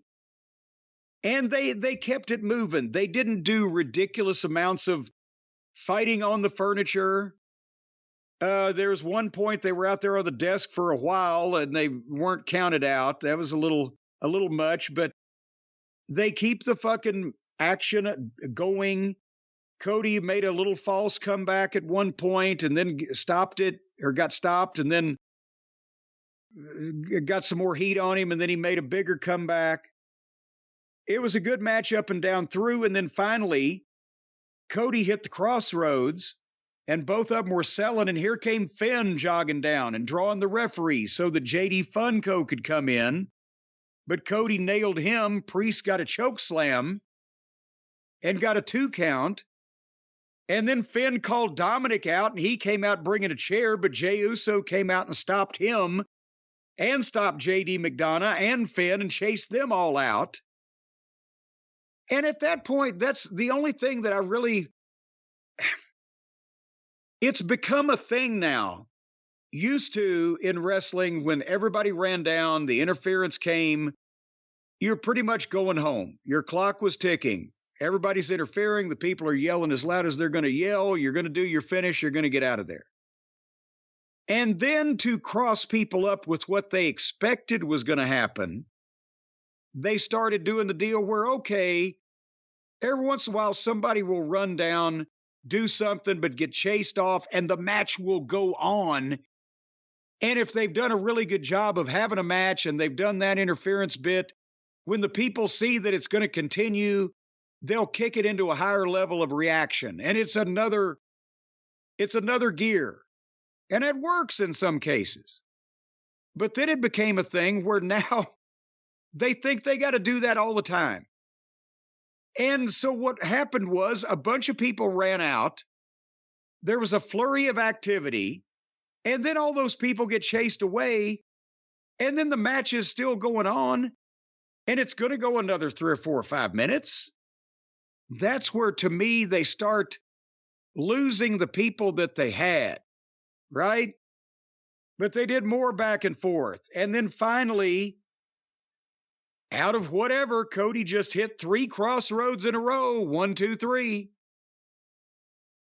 They had him going. It was back and forth. And yes, but it's awful hard to goddamn follow multiple people running down and multiple people fighting on the floor, and then they all just disappear and nobody tries to do anything else, and you go another 3 minutes and then just beat somebody with your finish. See what I'm saying to you? Yeah. It's actually more like a WWE of, 10 years ago or something. I think Cody, in terms of top babyface, he is still... And he is in danger of losing it if he doesn't do something else. They got to get him to do something other than the Judgment Day for a while. He's gotten a little sidetracked with those folks. And I know they don't want to, you can't burn out the thing with Roman, but that's going to have to be addressed at some point. And I guess it may be when we find out whether or not, Roman or Rock's going to come back and wrestle Roman. So basically, best in-ring match so far, the modern finish for me took a point off. Yeah, I can't argue with that. And I guess they're doing Damian Priest and Sami Zayn now. And Cody's got to do something other than the Judgment Day, like I said before. And it can't be Bloodline right away. I don't know what it is in between. Unless CM Punk comes back, but we'll see what happens. Well, Survivor Series is right around the corner. Randy Orton. And I was talking about Punk in Chicago, but Orton would work. At least they've got options. But speaking of options, the time for our main event of the evening for the real WWE title, let's face it, the one everybody recognizes, Roman Reigns with Paul Heyman against LA Knight. And everybody was worried, well, and you mentioned, is this going to be a throwaway? Is this going to be LA Knight's only chance? They did everything they could to make him competitive here and to give him every out that he didn't win the belt. And I thought this was a refreshing Roman Reigns match because it was like 20 minutes bell to bell. It wasn't 40 minutes of just constant on and on. They kept it moving, and they got the point across, and LA Knight was competitive the whole way through.